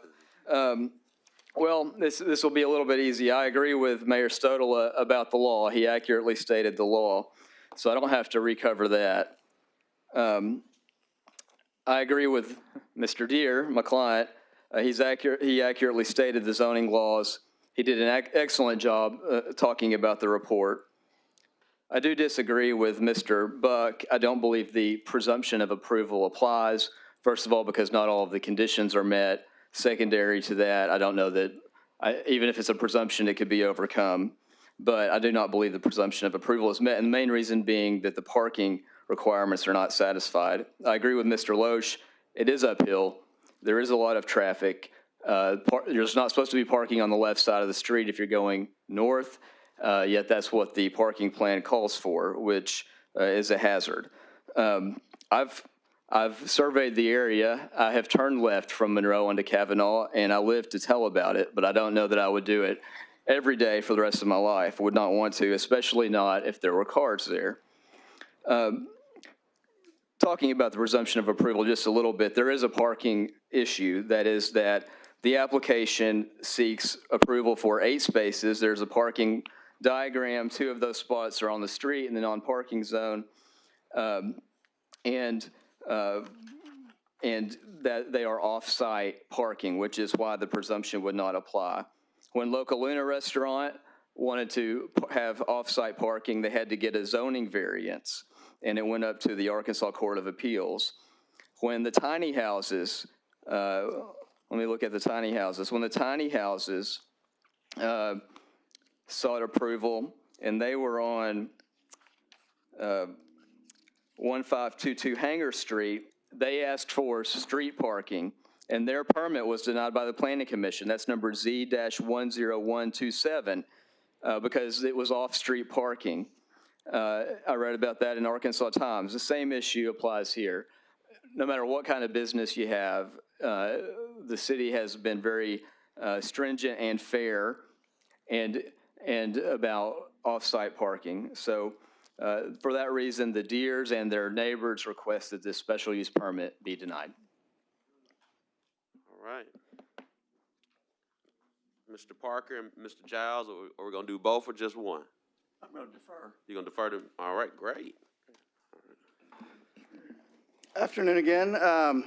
First, I just want to address that maybe I misspoke or wasn't clear when I said that the backup plan on the other home was to use the other 2 houses.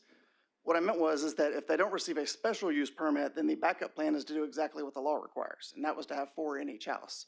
I wasn't implying anything other than the default, the fallback was going to be to do what the law requires. The one difference on this house, again, as I said earlier, this house houses the women, and there are up to 8 women that we are applying to have live there. The one difference here is that the code does have a presumption for up to 8 people unless there is a direct threat to the health or safety of others. And so this one is less reliant on parking and traffic and density and Amazon deliveries, and is more on whether or not there is any danger.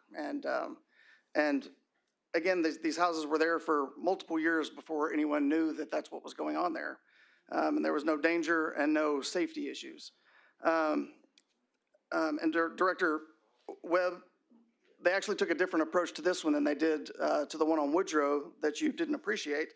And on this one, they did own the house next to it, so it was 2 houses on Monroe.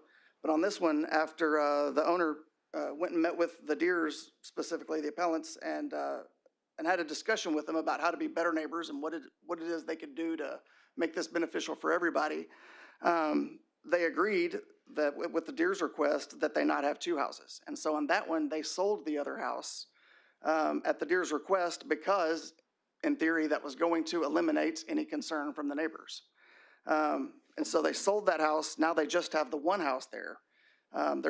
Their backup plan in that case was doing what the neighbors asked of them and not having multiple houses and just having the 1 house, thinking that that would eliminate any objection to them being there, but that did not work.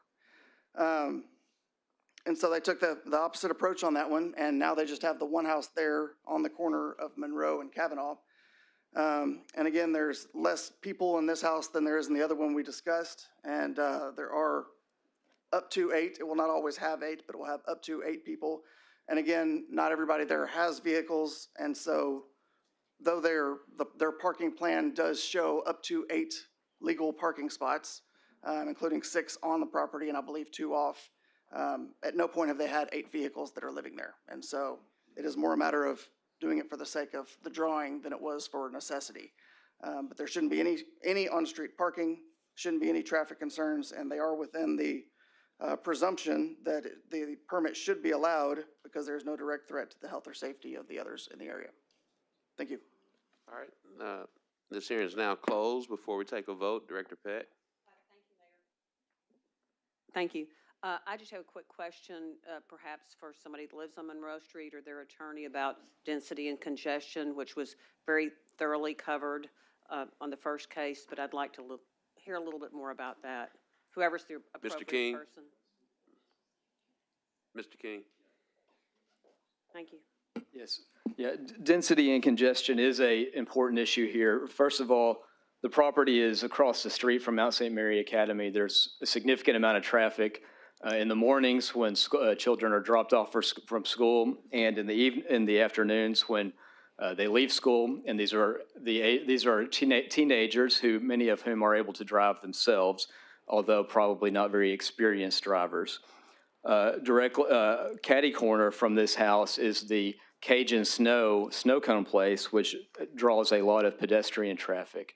And of course, there are all kinds of festivals, including Hillcrest Harvest Festival, First Thursdays, all kinds of events that draw pedestrian traffic right up to where Monroe Street is.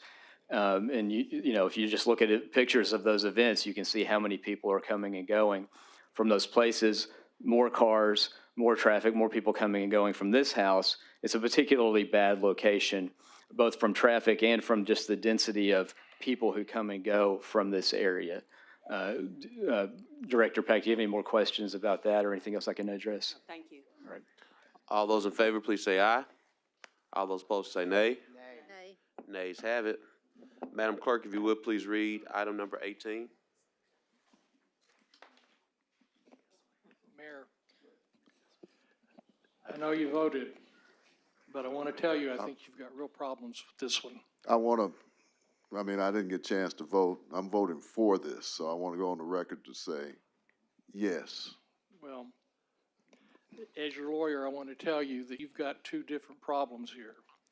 The first one is the 8th Circuit case that deals with 7 does not apply because the ordinance in that case dealt with 4 people as 4 unrelated people as a family, and they were trying to get another number. what the court did is it said that the presumption was upon the applicant to show that 7 would not be a problem. Our presumption puts that, well, there can be 8 people in this type of a facility, which does have federal law protection. And those 8 people can live there unless it can be shown and proved that there is this problem. You haven't heard that. So this is one where it's going to be really difficult to uphold any challenge to this legally. I'm not telling you to revote, but y'all were pretty quick with no discussion. And I can tell you that that kind of no discussion record is the type of thing that I'm going to have a hard time convincing a federal judge wasn't a done deal. And I don't mean that in a negative context. I mean that in a context of just done without any discussion. And I think I would be remiss if I didn't let y'all know that. No, thank you. There was no questions on it when we took the vote. Director Hines? Tom, I can state for the record, and if I was deposed in this, if we get sued, that my predilection is that there's a perception of a safety issue from the neighbors, doesn't fit the character. And you may say that doesn't meet the standard, but that's what I base my decision off of. But their perception without proof is not going to make that. And the other proof you had from their lawyer Tom, was, you're look at trying all to- the festivals here. trying They to- happen all the time, and they haven't shown accidents. So how are we going to show that these 8 people are going to suddenly cause accidents that are not being caused in the Heights Hillcrest area? All right, thank you, everyone. We'll now, Madam Clerk, if you will read item number 18.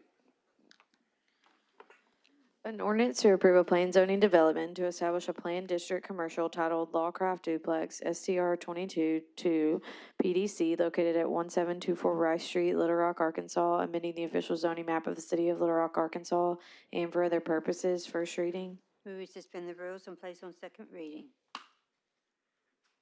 Is there a motion? Second? Second. There's a motion second. All those in favor, please say aye. Aye. All those opposed, say nay. Ayes have it. Second reading. An ordinance to approve a planned zoning development to establish a planned district commercial titled Lawcraft Duplex, SCR 22-2 PDC, located at 1724 Rice Street. Second reading. We suspend the rules and place on second reading. I'm sorry, third reading. There's a motion to second. All those in favor, please say aye. Aye. Those opposed, say nay. Ayes have it. Third reading. An ordinance to approve a planned zoning development to establish a planned district commercial titled Lawcraft Duplex, SCR 22-2 PDC, located at 1724 Rice Street. Third and final reading. Members of the board, we've had 3 readings. Mr. Paul Dodds, do you want to speak, or I think you're the only person here?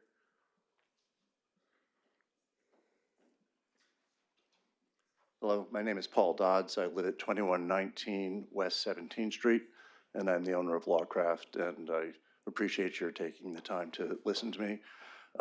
This house is an unsafe and vacant house. It's been it hasn't had energy for 18 years, something like that. It belonged to the estate of Mrs. Redwood. Some of you may know her. She died with quite a few houses in downtown neighborhoods, many of which have fallen into disrepair. It was used as a duplex, but the duplex status has lapsed. I don't think it was ever a legal duplex. It's fairly large. It's close to 1,800 square feet. It's not in the historic district. It's just 2 houses outside of the district. It was built in probably the 40s. There was a slight expansion in the early 50s. It's kind of a cute, potentially cute 1940s house. I kind of call it the I Love Lucy house. You know, it's kind of cute, but it needs a lot. It's going to have to be substantially rebuilt. It needs to be gutted and stop sliding down the hill. There's a lot of vacant lots around it. A vacant house has been vacant for, I don't know, 10 or 15 years across the street from it. And so I've applied to legalize its duplex status, and as long as I'm doing that, have also requesting permission in the alternative to use it as an Airbnb. It's a short-term rental. It'll be an expensive project. It won't qualify for tax credits. If the city is able at some point to actually get some control over the Airbnb market and have 500 rather than 1,000, then it could be a viable way to help pay for what would be a quite expensive project. I've got another, just going down 18th Street, I've got a house I'm hundreds of $1,000s into that I've got, the city was kind enough to give me a zoning variance on it. So, but that is an historic house, and I'm finishing that up. That was unsafe and vacant for 18 years. And another one on the next block, which is kind of chugging along, is an Airbnb without any disturbances. This place would have 2 parking spaces that on site. It's quite densely built in the property, and it's another project and another house that could be saved. So, with your help. Thank you. All those in favor, please say aye. Aye. Those opposed, say nay. Ayes have it. Madam Clerk, if you would, please read item number 19. Thank you. An ordinance to authorize the abandonment and demolition of 3 dangerous unoccupied residential structures as a public safety hazard and for other purposes. First reading. Move to suspend the rules and place on second reading. Second. There's a motion and a second. All those in favor, please say aye. Aye. Those opposed, say nay. Ayes have it. Second reading. An ordinance to authorize the abandonment and demolition of 3 dangerous unoccupied residential structures as a public safety hazard. Second reading. There's a motion and a second. All those in favor, please say aye. Aye. Those opposed, say nay. Ayes have it. Third and final reading. An ordinance to authorize the abandonment and demolition of 3 dangerous unoccupied residential structures as a public safety hazard. Third and final reading. Members of the board, we've had 3 readings. Are there any questions? Are there any questions? All those in favor, please say aye. Aye. All those opposed, say nay. Ayes have it. Well, Madam Clerk, if you would, please read item M3. An ordinance to accept the project board annexation to add certain lands to the city of Little Rock, Arkansas, to zone said land to I-3 Heavy Industrial District and for other purposes. First reading. It's the resolution. Ordinance. Ordinance. M3. First reading. There's a motion. Is there a second? I didn't. All those in favor, please say aye. That's okay. All those in favor, please say aye. Aye. Ayes have it. Second reading. An ordinance to accept the project board annexation to add certain lands to the city of Little Rock, Arkansas, to zone said land to I-3 Heavy Industrial District and for other purposes. Second reading. Move to suspend the rules and place on third and final reading. Second. There's a motion and a second. All those in favor, please say aye. Aye. Those opposed, say nay. Ayes have it. Third and final reading. An ordinance to accept the project board annexation to add certain lands of the city of Little Rock, Arkansas, to zone said land to I-3 Heavy Industrial District and for other purposes. Third and final reading. Members of the board, we've had 3 readings. Are there any questions? Are there any questions? Are there any questions? All those in favor, please say aye. Aye. All those opposed, say nay. Ayes have it. Director Hines. You had it. All right, it's on. Mayor, before we read Resolution 20, I've had, on the way in, had conversations with Vice Mayor Wyrick, and I still want to request that she defer this until either till our next meeting or until we get done with our executive session. That's fine with me. Vice Mayor Wyrick is fine with that. Am I on? You're on. As we spoke, Director Hines, I said no, I wanted to run this resolution tonight. I did a proper motion. I added it to the agenda, and it's now on our agenda. So I would like to move forward with it. Madam Clerk, if you'll read the resolution. A resolution to establish a procedure for the selection of a city manager and for other purposes. All right, Ms. June Matheny, and then Mr. Scott Hamilton. Mm-hmm.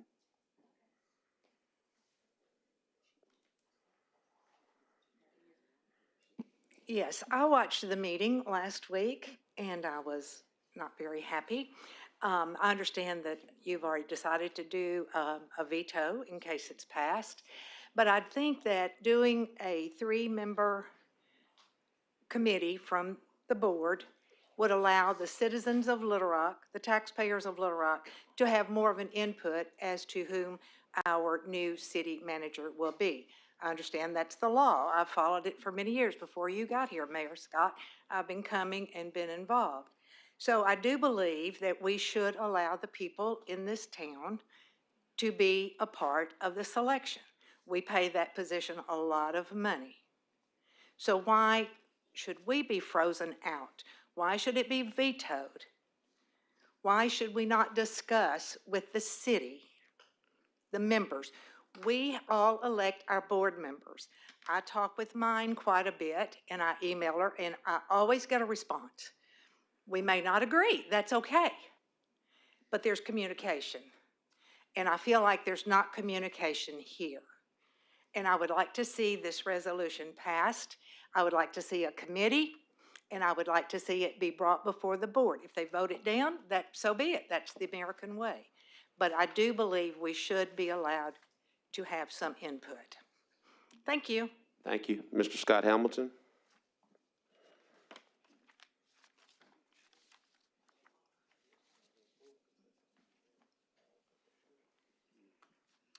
Good evening, and thank you for the opportunity to come before the board this evening. Scott Hamilton, proud resident of Little Rock, Arkansas. I'm a little perplexed and confused about this resolution in that we have a process and have had a process in this city. And I think in 2007, the ordinance made it very clear that the process is that the mayor appoints, selects an appointment for the city manager's position, and it's approved by the board. So I'm confused a little bit why there's a conversation at this point. I think that the current process works fine. I think it should stay as it is, and I think it does give the citizens what the citizens have asked for. That is not an elected position. It's an appointed position, and I think the mayor should have the discretion of who he chooses or she chooses to work with. Thank you. Thank you. Mayor. Vice Mayor Warwick? Thank you. Thank you, Mr. Hamilton, for your comments. As I've said for the last two meetings, that we've been without a city manager for 19 months. However, I heard on the news today it's been 20 months. So the news is always right, so I'll go with the 20 months. We were promised that we would have 3 names. We've been provided 1 name. We've not taken a vote on that 1 name. Mr. Carpenter has said that this is not illegal. The mayor has said it's illegal. I'm not taking away the authority for the mayor to nominate and the board to affirm, which is what the regulations say. I'm only introducing a process to get to that nomination. I have requested that 3 members would review the applicants and that the mayor could nominate from those applicants and the board would affirm. And so I'm happy to ask any questions from my fellow board members who are going to vote on this if they have them. I think it's a good government situation for us to look at a resolution. I think it's good for us to have the ability to look at the candidates for city manager because we will be working with them. From the press release I heard today, the mayor doesn't think that we need a city manager, so maybe that's the reason why he's delayed this appointment for 20 months, according to the news. So I would appreciate a good vote on this. Thank you. Thank you, Vice Mayor. A few different things. Director Miller? Yes, thank you, Mayor. I remember when the citizens of Little Rock was asked to vote on this back in 2007. I was a civilian, wasn't on this board, and I was convinced that this would be a good thing. And so I voted for this sort of hybrid form of government with all of the powers that were given in that vote. It seems very clear to me that the mayor has the authority to make this appointment, and the board either votes it up or down. It seems pretty clear to me on that. So I appreciate the vice mayor and the position that this ordinance is trying to do, but it just goes against what was voted on in 2007. I can't vote for this in light of what what I voted on as a civilian to give the mayor's position these powers. So I'm gonna vote against this. Director Hines? Yes, I've got a comment. You know, I find it odd that we find ourselves here today because I was not on the board previously when Bruce was hired as city manager, but it seemed like a very inclusive process, which board members were involved with, the community was involved with. And from our current mayor and administration who talks about inclusivity, this has been anything but where the city board's been involved. I would have thought that some inclusiveness of the body, this board has two employees, the city manager and the city attorney. And I fully understand that the mayor has the right to make that appointment. And I also fully believe that we, in the interest of setting policy and procedure for this city, can choose, as Thomas told us, we can set the procedure for it, which still gives the mayor the opportunity, but it makes it an inclusive process. I'll be supporting the resolution. Thank you. Thank you for the members of the board. I won't regurgitate. I have my light on. Oh, I'm sorry, Director Adcock. Director Adcock. There it is. It's working. I got you. Don't touch it. I got you. Don't. Let it go. Let it go. There you go, Director Adcock. Guys, just one time. Just press it one time, Director Adcock. All right, now. Here you go. One time. Quick. No. All right, there you go, Director. Technical difficulties here, but The mayor has brought one name before us, but he has not felt like he's had the votes for that name, so he continues to bring city staff in to fill that position. And I think if you talk to Ms. Cox, if you talk to Susan Arturi from the zoo, I think if you talk to Chief Hubbard, they would tell you how important this position is to the city directors. This is the person that we go to when we want research done, when we need to have something checked out and everything. This is a very important person to the city board members. And whenever we hear on TV, I think it was Channel 7, that the mayor thinks that we don't need this position. And I think if you talk to these three people who have taken time away from their regular jobs, you will find out how important this position is to the 10 of us that sits up here every week and tries to prepare ourselves for what we need to vote on. So I would hope that, Mayor, that if you're going to have us appoint somebody, please make it somebody that we will all get behind and appoint like we did Bruce. yes, ma'am, I'll have someone tonight. We need that person, and we need to be together on this. Yes, ma'am. And I will be voting for this. Yes, ma'am. Director Peck? Thank you, Mayor. Tom, I am asking a question now. Is this against the law? If we support this, if we vote for this? Director Peck, I don't think it's against the law because what it would be is a statement of the policy of the board that this is the process you should follow for the mayor to make the appointment. I wasn't here at the meeting last week, and the concept of, well, what if we do it and the mayor doesn't follow it and nominate somebody that we want and we select them, is that going to make that illegal because we didn't get the committee? And the answer to that question is going to be no, because what the statute is going to say at the last is that the mayor makes the nomination and the board approves it. So you've got that. On the other hand, well, I'll stop there. I would like for you to continue. But your final answer is? It's not illegal. Okay. And, Mr. Attorney, because you got to ask the question, Mr. Attorney, am I bound by that decision? That's the question. Exactly. Yeah, that's the question that hasn't been answered. And if we turn out to be like Helena, West Helena, and we have to pass new state laws to be able to get a budget passed. And we're not going to get to that, but members of the board, first, I'll share a few things and then we can go. As I said, I'll do a veto. I don't believe there's any votes to override the veto, as that's part of state law as well. And the city attorney is a great city attorney. and he's going to answer the question as before you. The state statute and the law went before the city board, and the resonance in 2007 states that the mayor makes this decision subject to the city board's vote. The inclusiveness of the city board is the vote of yes or no, whoever I put up, because city board is elected to do that, to make that decision from that standpoint.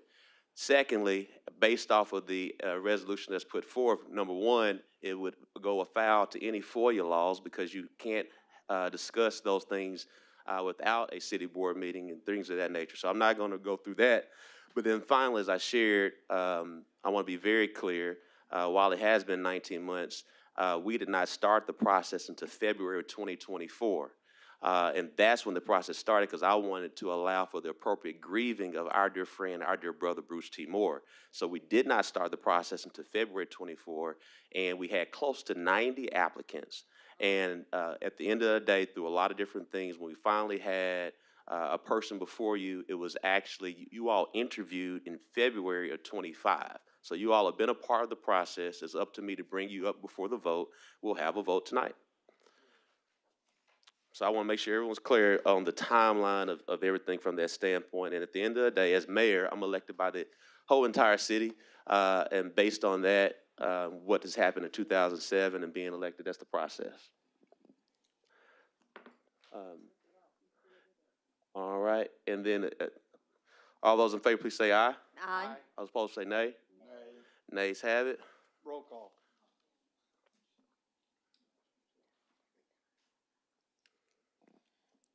Director Campuris. Director Adcock. Yes. Director Miller. No. Director Webb. Yes. Director Peck. Aye. Director Hines. Yes. Director Lewis. No. Vice Mayor Wyrick. Yes. It's 6-2. And my veto is here, as you already received it. I'll pass out the veto.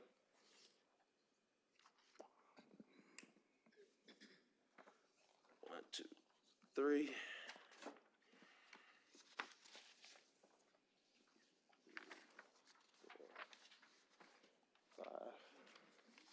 Kind of nervous when you wrote that there. I said, you look kind of nervous when you wrote that.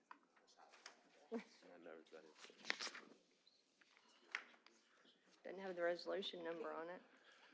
Veto stands. Doesn't have the resolution number on it. Resolution 20. Tom, do you have one? All it takes is one. Here you go, Tom. Just so you have it. I gave him mine. Make sure he has the right one.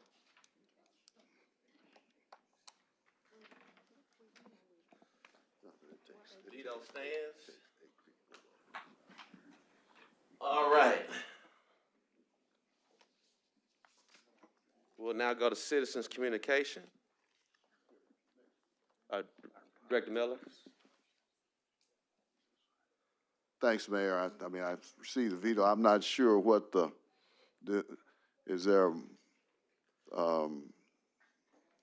a vote to, I mean, to? Yes, to override a veto, you have to have a motion and a second to start that process. There hasn't been a motion and a second to do that, and then you need 8 votes. Okay, thank you. Thank you. Citizens' communication, Mr. Junior Tellez.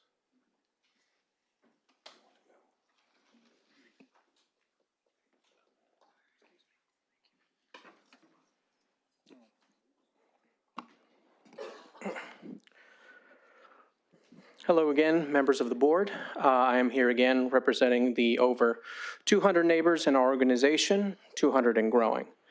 We live in Ward 6, aka the John Barrow neighborhood, and we believe yet again that we are being ignored by the city and our own director, Ms. Lewis.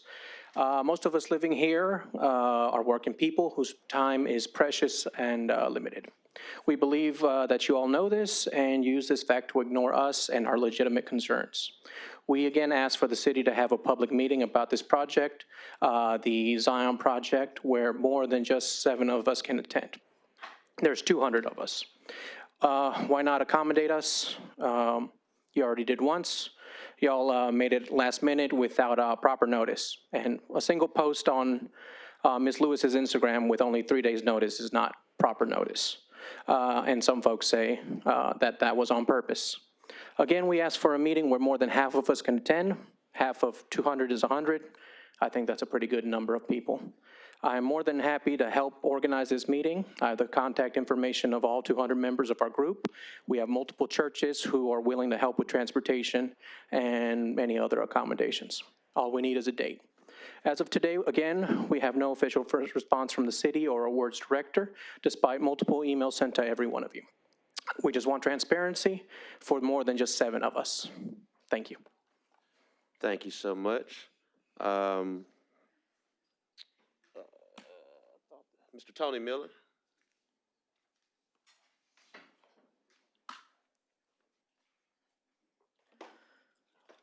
My name is Tony Miller. Afternoon, Mayor, Directors. I'm here to speak about the problems in my community. Just to name a few, we have too many weed lots, vacant homes, food trucks in our area. We have trees growing at least 20 feet above the power lines. They're too close to the power lines, and some vines are growing around the poles themselves. I myself have documented proof where I've made calls to energy, was told that we have to be put on a schedule for our community to be serviced. I watched a Facebook post of a lady complaining about power companies cutting the trees every 3 years for her area, which made it heavier toward the homes. I can see her problem. But we can't even get that.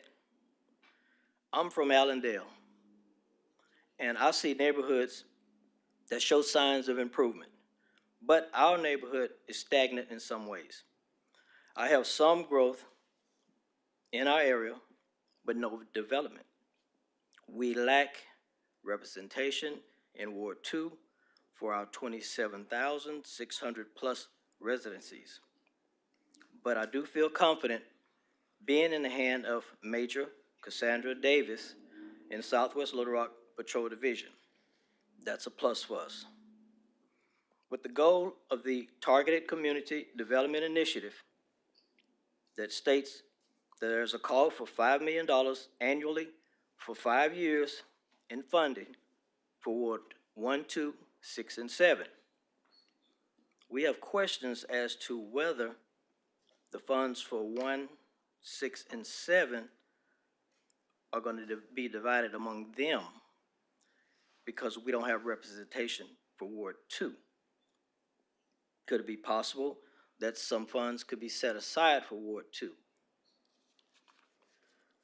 In church, we call it earmarked.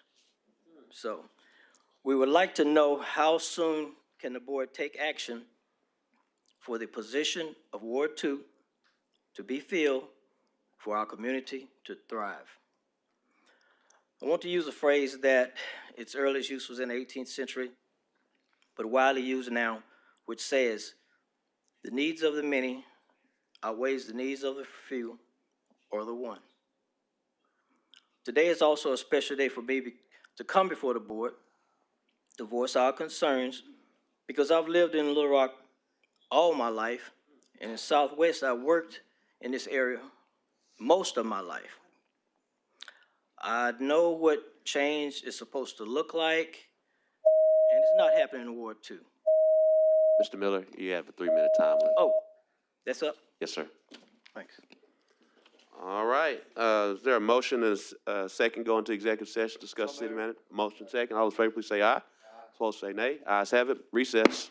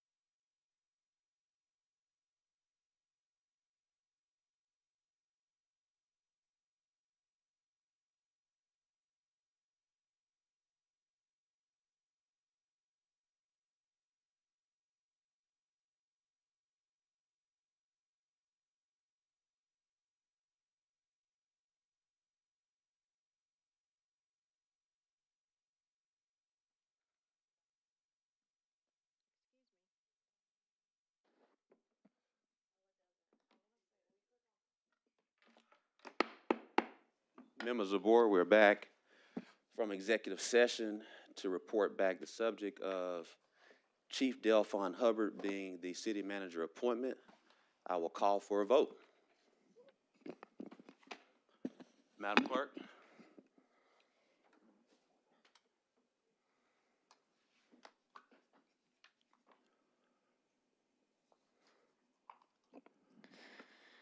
Director Campiris. Director Adcock. Yes. Director Miller. Yes. Director Webb. Yes. Director Peck. Yes. Director Hines. No. Director Lewis. Yes. Vice Mayor Wyrick. Yes. 7-1. Thank you so much. Is there a motion to adjourn? So moved. Meeting adjourned.